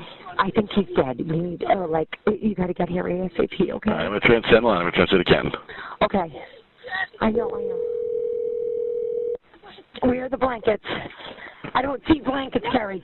911, what's emergency? Hey, it's Canton. Yes, I need someone to come immediately to 34 Fairview Road, Canton, Mass. What's going on?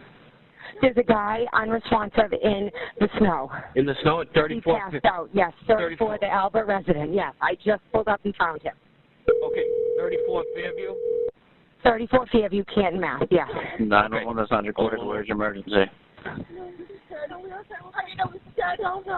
Hello? Yes, I'm sorry. Can you come to 34 Fairview Road in Canton? 34 Fairview? Yes, there's a man unresponsive in the snow. Okay. Is he blue at all? You've got to get here, okay? Okay. What's going on? Is he face down? We just flipped him over. Okay. And who's that in the background? Is that someone related? Okay, that's his girlfriend. His name is John O'Keefe. Okay, how old is he? John is 46 years old. 46. How long has he been outside? I don't know. I don't know. He got out of the car and is he breathing? A couple of hours. Is he Carrie? Is he? I don't know if he's breathing. There are two women trying to do his body heat, and they're hysterical. Okay, can you just try to ask him? I know it's tough, but we already have the fire department going. They just got to know if he's breathing. Is he breathing, you guys? It doesn't seem to be breathing. Okay, do they know how to do CPR? Do they want to attempt CPR? Can you guys, Carrie, can you guys do CPR? No, I guess he's gone. Okay, they don't feel comfortable doing so? No, I think he's passed away. Okay. All right, we got the fire department and the police department on the way. If everyone's declining CPR, then I'll hang up with you, and if anything changes, you can give us a call back. Where are you guys outside? Oh, right out front. You'll see the car. Okay. I know. I'm on the phone with the ambulance. I know, honey. I know. He's not So, Carrie, you got to get off him, honey. Carrie, you got to get off of him. Oh, my God, this is a scene. Do you know if there was any alcohol or drugs involved? They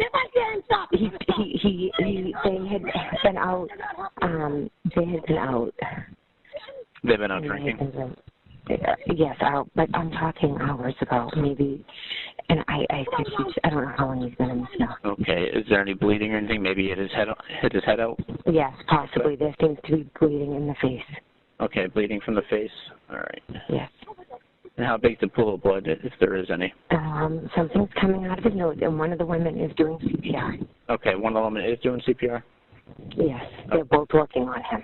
All right, if she's Okay. doing CPR, just let me, just give us a call back if he becomes responsive, all right? But we're on the way. Okay, thank you. Let me say.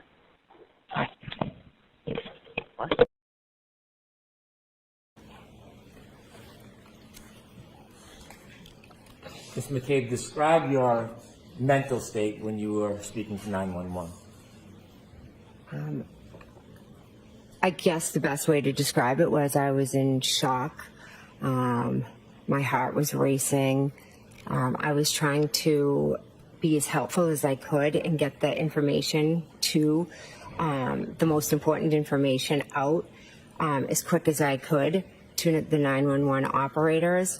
But also the scene there with Karen and Carrie was a bit chaotic between the two of them.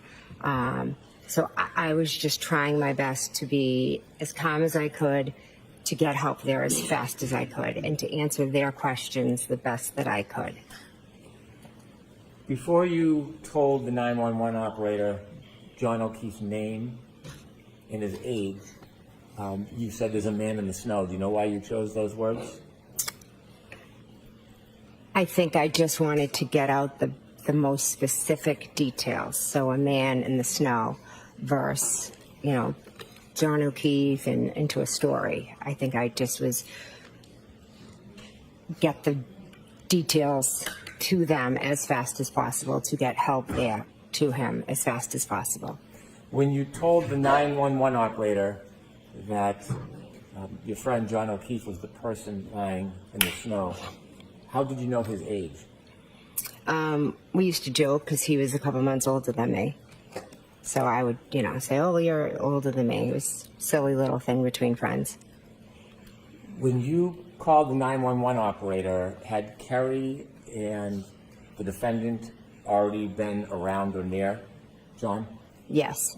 Do you know if they had begun trying CPR before you called 911? I'm not sure if they had, because Karen had straddled him and was lifted her shirt, was warming him up, and then Carrie was yelling at her to get off. And I think when Carrie got the blankets and was trying to put him under John, I think as she started to move him and wipe him, blood started to come out. And then Karen was afraid that he was going to choke on his blood and wanted to move him on his side, but then Carrie was yelling at her, we can't move him. And this was kind of all going on while I was talking to 911. You described what you saw, and you said at some point he was bleeding from the face area. Was that before or after he was moved? After. Before he was moved, did you see any active bleeding? No. After you called 911, what do you do next? I think I called my sister and she didn't answer. And then I think I called her as I was walking over to John and she didn't answer. And then I immediately got down on the ground and Carrie Roberts asked me to take over. How long did you try to help John for? I'm not sure. I'm not sure. How long were you and the defendant and Miss Roberts there before someone else arrived? Police officer was the first to arrive. In the moments, it seemed like a long time, but I think it was fairly quick that they arrived. Any point during the time when you tried to help Mr. O'Keefe and the first police officer arrived, at any point did you see any signs of life from Mr. O'Keefe? No. When the police officer first arrived, do you remember what happened next? I remember it was very chaotic, but there was talk about a spotlight. And I remember, I think I got up and ran to kind of wave the, to get the police officer's attention so he could see where we were. And then what happens? The police officer, not sure specific, I do remember him asking about John. I think he said, is he a drug user? He was just asking some basic questions. And what's the environment? What's going on around you? Karen's just running around crazy, like just yelling, screaming, kind of like a ping pong. What are you trying to do? I was just trying to talk to the officer. I guess I just went into this like type of mode of, all right, I have to just talk to him, get the information out, figure out like how we can best help John and like what happened to him and try to save him ultimately. And what happens next? More officers begin to come, fire and EMT. So the scene becomes active with a lot of different presence. John, I think they lift John onto a board at one point. The officers are asking us questions. Karen's kind of coming over, talking to the questions, and then kind of just running away, and then she just runs back over. She's doing a lot of screaming, a lot of repetitive, is he dead, is he dead, is he dead? Could I have hit him? Did I hit him? Carrie, I think, Carrie's off kind of making phone calls, I believe, to John's family. Do you know what time the first responders lifted John from the ground and put him on that bed? I don't know a time, but it was... Okay, that's the only question. Okay. You heard your 911 call. Do you know the time of that 911 call? Not off the top of my head, no. At some point, did you talk to a number of different people at the scene? Yes. And who were you talking to? The first officer was Officer Saraf. I know I spoke with him. I spoke with an Officer Lank, an Officer Good.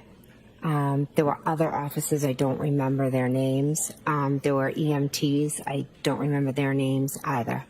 You've lived in this area for a long time? Yes. Active in the community? Yes. Did you know Sergeant Good from before that night? I knew of him. I didn't know him personally. Did you know Detective Lank? Yes, I knew him. How did you know him? We were friendly. Your children ever associate with each other? Not until recently. After you had a chance to speak to some of the officers, did you move around at all yourself? Yes, I the officers would talk to us here and then a little bit over to the side. I tried to comfort Miss Reed. At one point, Miss Reed was very upset, and one of the officers thought it would be best if maybe she went and just sat in one of the cruisers for a little bit, because she was just doing a lot of screaming and yelling, and I think they were just trying to, work on John and make the scene a little less chaotic. So I went into the back of the car with her, and Carrie Roberts came over, and then we all were just sat in the back of Karen and I kind of were scrunched and sitting in the back, and Carrie was at the door of the cruiser. Why did you get in the car with the defendant? She was crying. She asked me to get in. We held hands. We prayed. She did have blood on her hands, and she said, could I have gotten my period? Who's going to take care of the kids? She just kind of was all over the place. And then at one point, we saw them moving John towards the ambulance. And at that point, Miss Reed started yelling to Miss Roberts, go check on him. Are they working on him? Is he dead? Is he dead? And at that point, myself and Miss Reed got out of the car, and she started yelling and pulling on me to Google hypothermia and Google how long it takes for somebody, to die in the cold. When the defendant first asked you to Google an inquiry about hypothermia, were you still inside the police cruiser, or were you outside? Outside. What was the weather? I know it's an obvious question, but how cold was it? It was very cold, windy. The snow was blowing. As I stated, I have multiple sclerosis, so when I'm out in either extremely hot or cold temperatures, I lose the feeling and sensation in my fingers. which obviously made the Googling very hard for me to do because of my, motor skills. So when you were outside of the car with the defendant and she had asked you to do a search regarding hypothermia, did you try to do that? Yes, I did. Do you know the exact time from your memory? Not from reading or learning, but from your memory. Do you remember the exact time you did that? No. Was it after the police came that morning? Yes. Had you ever attempted to search about hypothermia any time before that moment, that morning? No. Or that day? No. That week? No. Was this the first time that morning after the defendant asked you to search that you searched that phrase? Yes, it was. And did you complete your search and get a result? So I don't know what came up because I think as I entered it, I think I misspelled things. And so then I think I tried a second search. And again, I don't think I even paid attention to what came up because we were already on to the next thing. Karen was already moving and screaming about, the next thing to Carrie. Are they working on him? Is he dead? Did the defendant move somewhere from the point when she first asked you to try to Google about hypothermia to something else? She was next to me, and then I think she took off. Like, she kept kind of running off. And what did you do? I believe as they were I think I stood there, I believe as they were putting John into the ambulance, I went back kind of to the original spot where we had been talking to the police. And at that point, a new officer might have come because I remember talking to multiple officers there. At some point, did you go back towards the area of Ms. Roberts' car? Yes, that's where I'm referring to, sorry.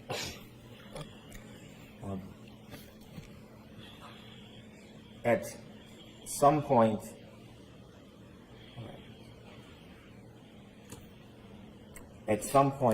were you with the defendant when she spoke to an officer and a first responder? Yes. Do you remember if the first responder was a man or a woman? I remember there was a woman right next to us, yes. Remember if that was before or after the defendant asked you to search about hypothermia? I'd be guessing if I then don't. Don't guess. Mm-hmm. When the defendant was speaking to the first responder, the woman, were you near? Yes. Did you hear or do you remember the defendant saying anything to the first responder? Yes. What did she say? She told the first responder, I hit him, I hit him, I hit him. When she told the first responder, I hit him, how did you react? I was startled, kind of like, what are you saying? What are you talking about? Did you say anything to the defendant? I think after the second or third time she was saying it, I was like, Karen, like, what are you saying? Why were you trying to interrupt her? Because I thought she was just talking crazy, and I'm saying, why is she saying she hit him? Were you trying to look out for her? Yeah. Sustained. I'll strike it. You can ask it differently. What was your motivation for trying to interrupt the defendant making the statements to the first responder? Karen was hysterical, irrational, kind of. I'll move on. Okay, I'm going to see counsel at sidebar for just a minute, please. Yeah. After you made the search at the defendant's request for an inquiry regarding hypothermia, did you have a chance to speak to the officers further? Yes. Did they ask you to do anything or go anywhere? Yes. Officer Lank asked me to go into my sister's house and to wake them up. And your sister's name again? My sister, Nicole. And that is the house you were in the night before? Yes. And after you spoke to the officer, they requested you go in to speak to your sister, did you? Yes. Was there any directive on what you should speak to your sister about? No. After the officers asked you to go into the house, did you? Yes, I did. Do you remember what door you went through? Yes, I went through the front door. Was the door locked? Yes. How did you get in? Oh, I'm sorry. I thought you said, was it unlocked? No, I asked if it was locked. Oh, sorry. It was unlocked. As you're approaching the house, were there any lights on? No. Was it dark? Yes. Any sign of any movement inside the house before you went in? No. Take us through walking through the front door. What happens? So I went in the front door. I opened the door. I walked up the stairs into their hallway, and then I think I knocked on their door. Bedroom door? Their bedroom door, and then I opened the door. I went in, and I walked over to the bed, and I was like, Brian, Nicole, because I was in a position where I felt like the world was going on around me, so much was happening, but I also was aware that I was just about to wake up two people that are sound asleep, and they're going to see me standing over their bed and be startled, wondering, what am I doing here? So what happens? So it took a minute or two, and then Brian woke up, and he immediately was like startled and was like, Jennifer, what's going on? What are you doing? And then I believe I tried the best I could to say what was going on. I think I said, we found John. You don't need to describe Okay. again, but I want to know their reaction and your interaction with your sister and Brian Albert. They woke up startled and confused. Did you have a conversation with them? Yes. How long was that conversation?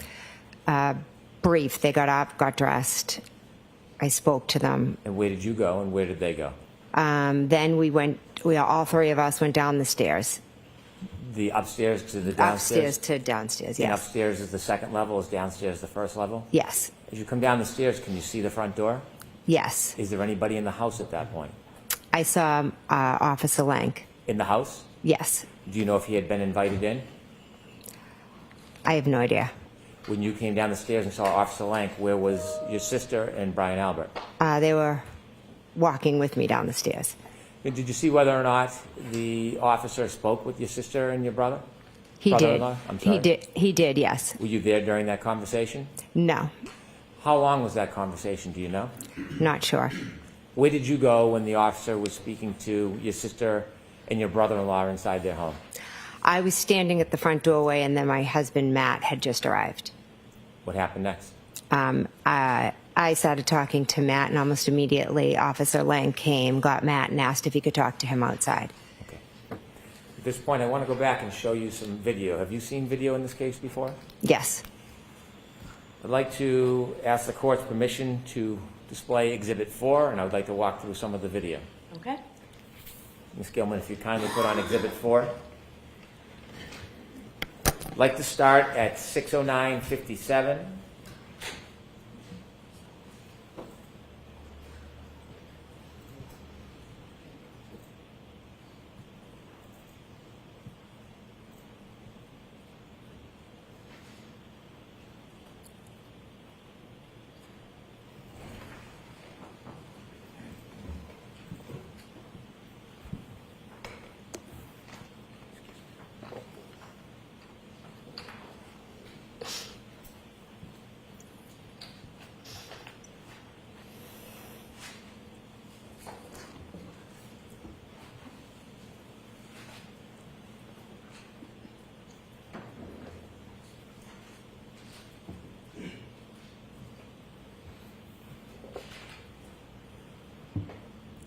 Ms. Gilman, if you can take us to the arrival at Fairview.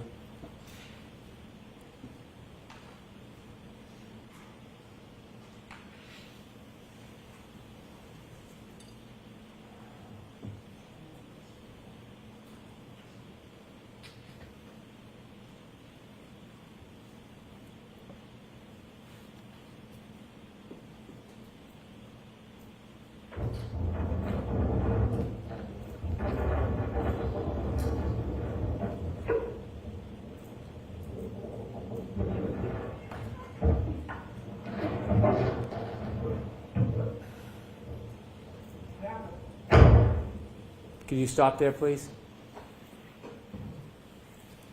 Ms. McCabe, do you recognize this scene? Yes. Is that morning? Yes. The car directly in front of this dash cam, do you know whose vehicle that is? Carrie Roberts. On the left, we see somebody with a blue parka or jacket. Do you know who that is? I believe that's me. Can you continue to play, please?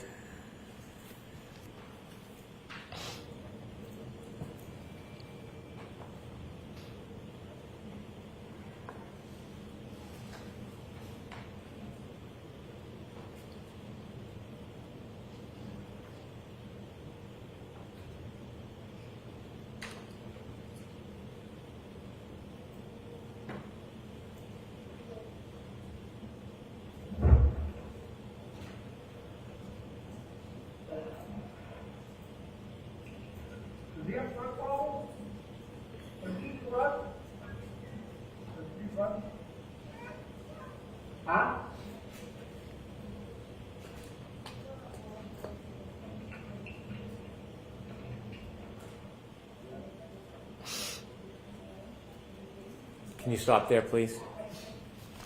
Does that fairly depict your first interaction with law enforcement? Yes. Do you see the flagpole in that video? Yes. And is that the area where you found John? Yes. I'd like to move forward in the video if we can move forward to 6:14:45, please.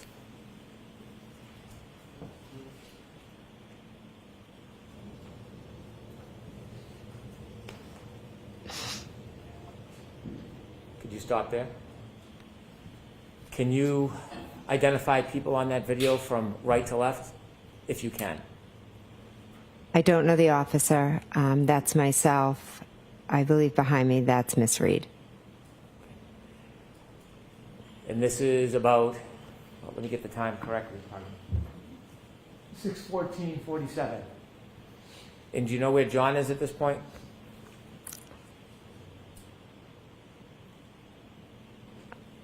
Are they lifting him to the left? Okay. Could you continue, please, Ms. Gilman?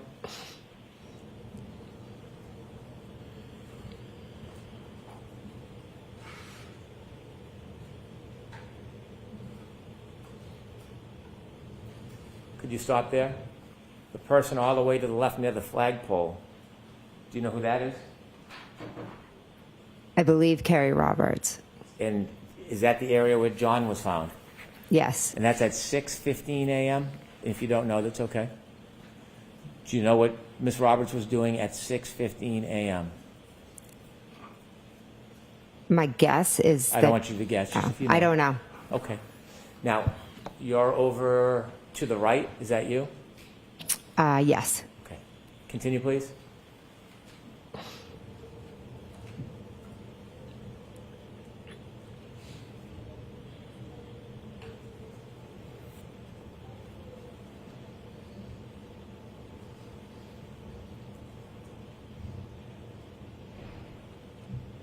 Is that Carrie on the left? Yes. Stop, please. On the right, do you see yourself? Yes. And which person are you? I'm the one next to the one with the fluorescent yellow. Is your back to us? Yes. To the right in yellow. Do you know who that is?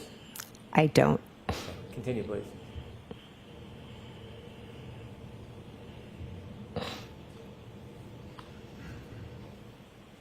Continue.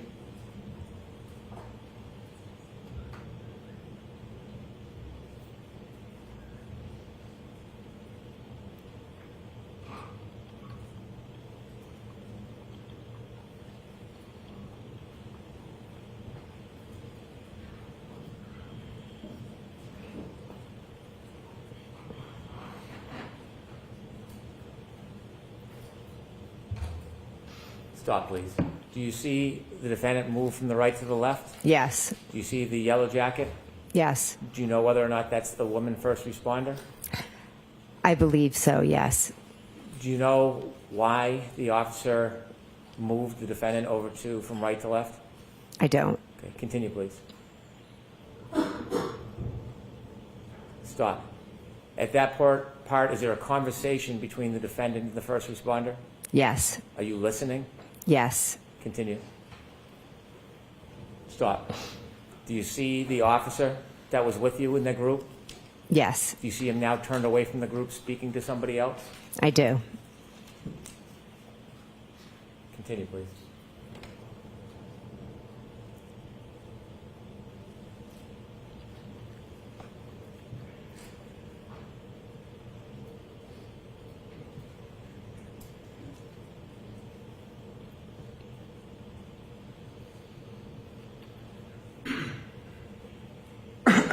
Thank you. If you could move ahead to 6:19, please.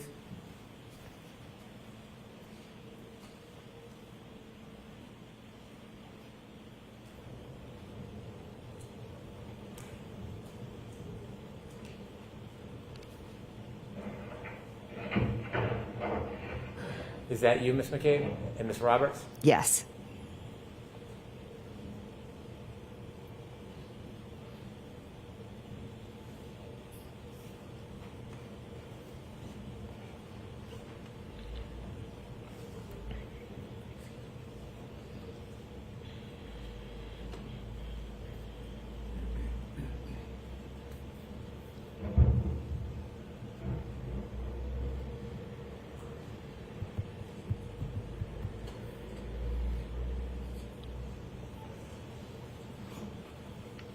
that Miss Roberts? Yes. Stop for a moment. Do you know at which point you went to the officer's car and sat in the back with Miss Reed? I believe it's right after this. Can you continue, please?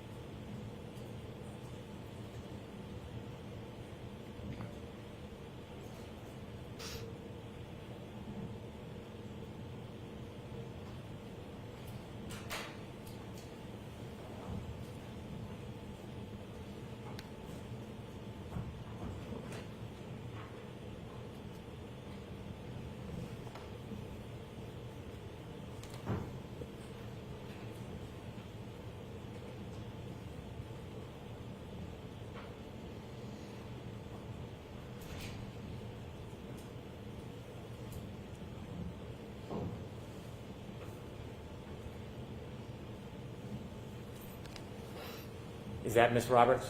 Yes. Stop, please. Was it before or after that moment that you sat with the defendant and Miss Roberts stood outside the car and you prayed?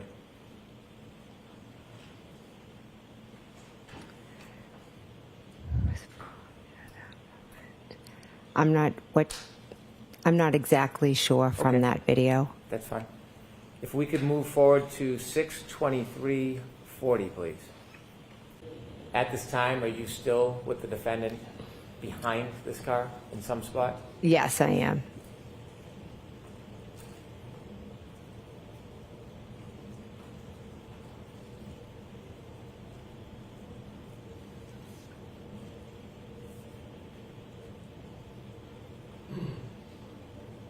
Is it during this time, 6:23 and 6:24, you tried to make those searches at the defendant's request? Yes. Ms. Gilman, if you can move forward to 6:26:15.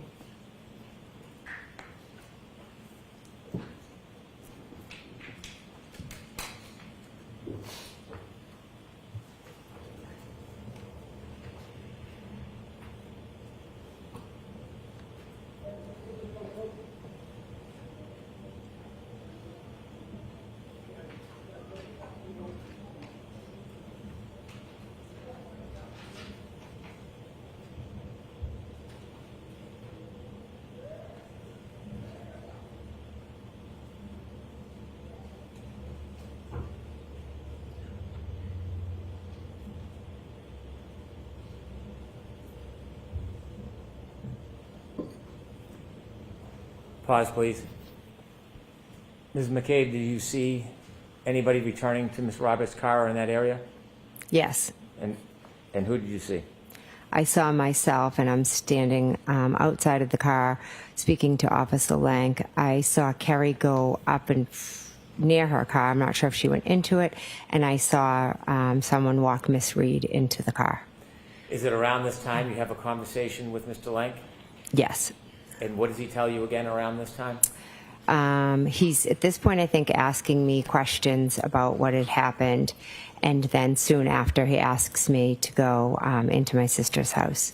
Ms. Gilman, if you can fast forward to 6:34:15, please.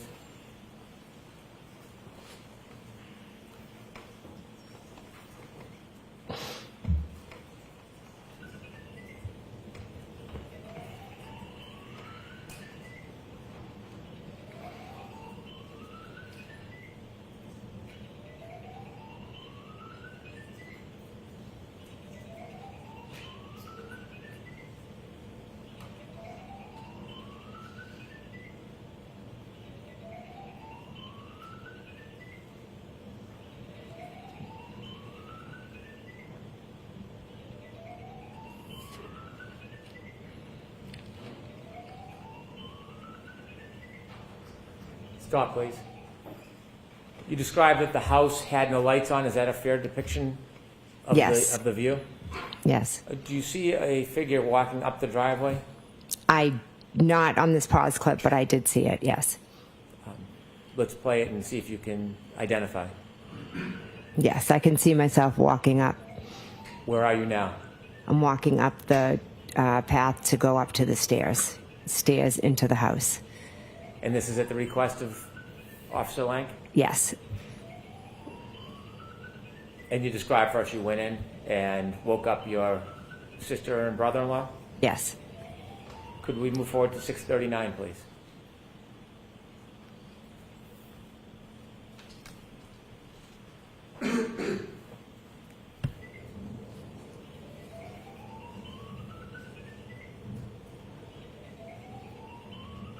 Stop.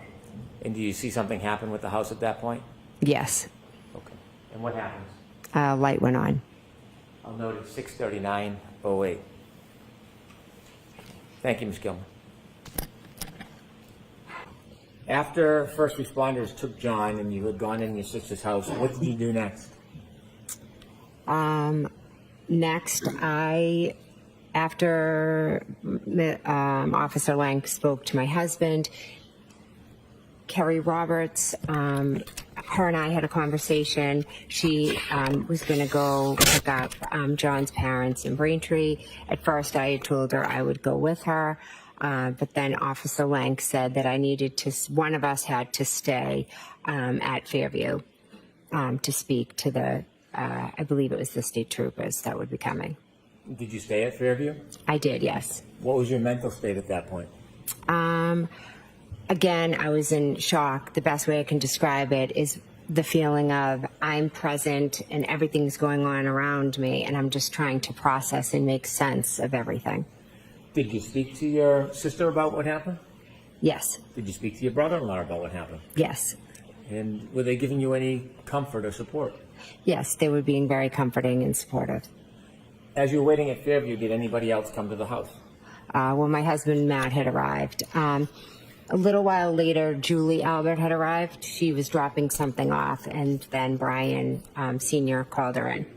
Is Julie Albert the wife of Chris Albert? Yes, she is. And Brian Albert and Chris Albert are brothers? Correct. When she arrived, did you talk to her? Yes. Were you in a group? Were you talking to people privately? No, we were all sitting around the kitchen table. And why were you talking to everybody? We were trying to figure out what had happened. They were trying to be supportive, trying to help me. What was your mood? I was extremely concerned. I was calling Carrie, trying to get updates about John. I was worried about John, his family, about Kaylee. At that point, did you know whether John was going to live? I had a very strong, I think deep down I knew that John was gone. But, you know, there's, until you hear it, I think there was that little bit of hope maybe. Did you speak to anybody but Carrie, who was not at the home that morning? I believe I spoke, yeah, Miss Reed. You had a conversation? Yes, I spoke to her when she was in the ambulance. Did you speak to her again later that day? No, I think I texted her asking her for Carrie's number because I didn't have it. Did you hear back? No, Did you ever speak to Miss Reed again? no, I've never spoken to her again. When you were trying to get information from Carrie and you were in Fairview, did anybody else other than the people you described arrive at Fairview? Chris Albert, Brian Higgins showed up, and Chris Albert. Did you know Brian Higgins? I knew him as a friend of Brian's. Did you see him at the waterfall that night before? Yes, I did. And after you arrived at Fairview that night, after leaving the waterfall, was Brian Higgins one of the people there? Yes. And did you talk about what had happened in front of Brian Higgins as well? Yes. Was there a group discussion? I wouldn't say discussion. I would just say, like, for instance, someone would ask me a question because everybody this didn't make sense to anybody. No one knew what had happened. Agreed. And so was there a lot of questions about what you saw and heard? Yes. You mentioned earlier that you felt like you were in a state of shock. Did you feel like you were still in that state, or were things changing mentally? Little by little, as I sat there, I started things started coming back to me that had been said to me earlier. Did something significant come back to you about what happened earlier, or what you heard? Yes. And what is that? When Miss Reed stated to myself and the female, I hit him, I hit him, I hit him. And did anything else over the course of that morning come back to you about that moment? Throughout, when I was still at Fairview, or throughout the day? Still at Fairview. I believe that was maybe the main thing. I can't be sure what time, what memories came back. When you remembered the defendant's statements to the first responder, did you decide to do something with that information? Yes, Officer Lang had said if I, remembered anything or needed anything before the state, the state police came, to give him a call. Did you? I did, yes. And you knew Officer Lang? I did, yes. Were you comfortable calling him? Yes, I was. Did you tell him the information that you had remembered? I just asked him to come back to Fairview. Did he? He did, yes. When he came back, did you speak to him? Yes, I did. Were you with the group, or were you alone? No, I was with the group. And did you tell him what you had remembered? I did, yes. How long did you stay at Fairview for? I believe somewhere between 11:30. I'm being approximate with my times. Officer Proctor called me from the state police. Do you know how he got your number? No. Did you have a discussion with him? He said he would like to come by and question me, and I'm not sure if he said at your house or if I said I need to go home, because I had 4 kids at home that were still sleeping, and I knew that I had to go home to them and eventually break this news to them and comfort them, and I knew that was going to be a whole nother situation to deal with. Did you speak to him on the phone before you went home, or after? A quick phone call. I'll see you at my house. At that point, did you share any information with him? No, not on the phone. Did you return home? I did, yes. Do you remember about what time that was? I'm going to say 11:30 or after. Approximate. General? General, yeah. Okay. When you got back home, did you have a meeting or speak with Mr. Proctor? I did, yes. Was it a phone call or an in-person conversation? He came into my house with Officer Buchanan. Okay, him and Trooper Buchanan came in? Yes. Was there anybody else at your home? My husband was home, and my brother-in-law, Brian Albert, came over. Did you speak to them? Yes. Did you tell them any additional information at that point? The troopers or? The troopers. Yes. I know I had said what Karen had said to me, and then she had said, I hit him. Could I have hit him? I told them how she showed up at my house. I just basically gave them the events of that morning. At that point, did you mention anything about the defendant's broken taillight? At that conversation, no. Did they leave? They did leave, yes. At some point, did they reach out to you again, or did you reach out to them? At some point, I had another conversation with them. A few hours later, I'm not sure if they called me or if I called them. Do you know what generally the content of that conversation was? Yes, I had remembered that Karen had told me about her taillight. As you're processing that morning, are you trying to think and recreate the event, or are you trying to put it out of your mind? I couldn't get it out of my mind.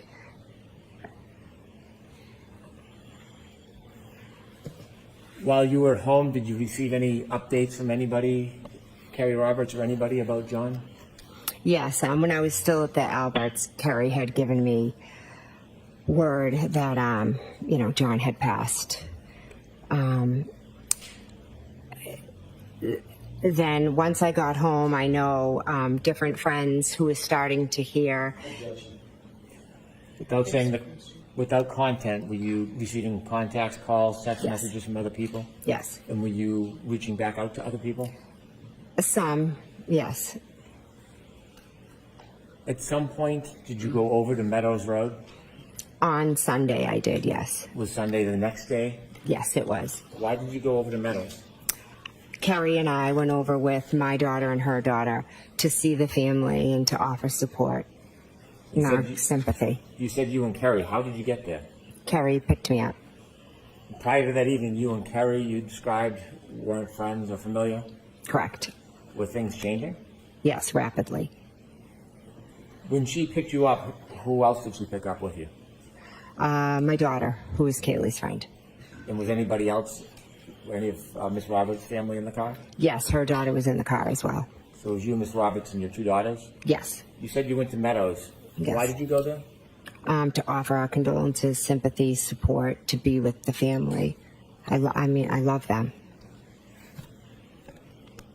Were they staying at Meadows? They were at Meadows, yes.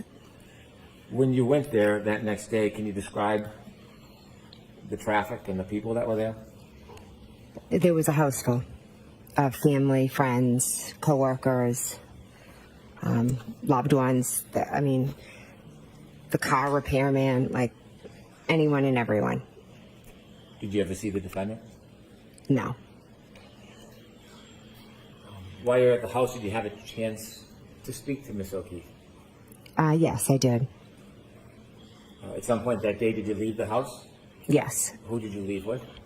Carrie and my daughter stayed to be with Kaylee, and we left with her daughter. Where did you go? We were heading home, but then we ended up dropping off her daughter at her friend's house. Now, who's her daughter? Um, Don't give me a name. Carrie's daughter? Carrie's daughter, yes. And was Carrie's daughter friends with any of the Lanks? Yes, Carrie's daughter's good friends with Mike Lank's daughter. When Miss Roberts drove over to Mr. and Mrs. Lank's house, did you meet anybody?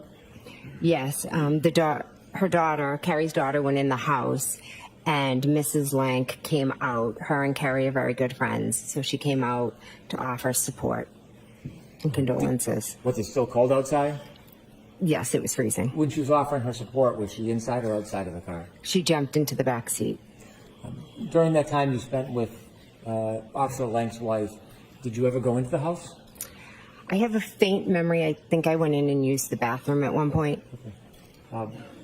When you were having a conversation with Mr. Lank's wife, were you talking about what had happened? Yes, Carrie was just explaining the morning, the phone calls, the scene, things like that. Were you trying to get any type of inside information or push the investigation in any particular direction? No, I didn't speak much. It was mostly Carrie and Trish was just being a supportive friend to Carrie. At some point, did you get together with Miss Roberts and try to memorialize what you had saw or thought that morning? Yes. Why did you do that? Peg had asked Carrie to do a timeline, so Carrie came over and we were sitting down talking about it, and so my sister was there and she said that she would jot it down for us. And so when you got together, it was at the request of Mrs. O'Keefe? Yes. When she made that request of you, asked you to do that, did you question why? No, she wanted us to do it, so I did it. Why?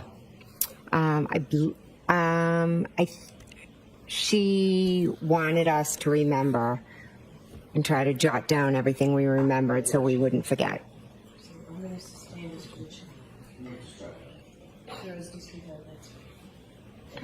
Did you speak to officers further in the future? Yes. Can you count how many times you spoke with police or the interviews you had? There were a lot, or a good amount, I should say. At some point, did any of the police officers ask if they could take your phone and copy everything on it? Yes. Did you have any hesitation about that?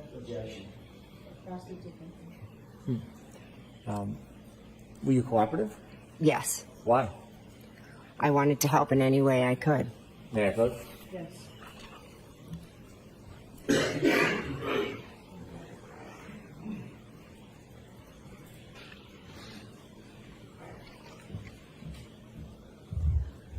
In your piece of paper, do you recognize that? Yes, I do. And what is it? That's my signature. You know what that document is? Yes, it's the consent form that I signed from my phone. This is an exhibit? Yes, Your Honor, we can deal with it sidebar. I have no objection to the identification of it. We need an exhibit on the application. Okay, I'll see what's on there.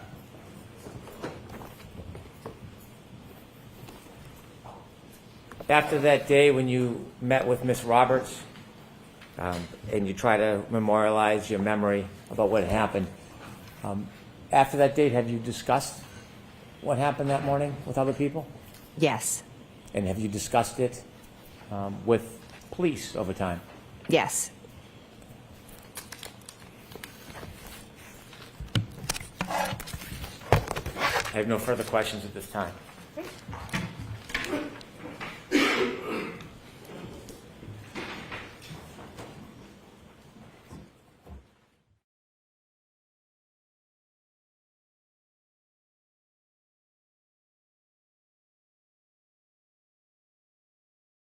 Want more on this case and others? Then press subscribe now and don't miss a moment of true crime coverage from Tony Bruschi and the Hidden Killers podcast.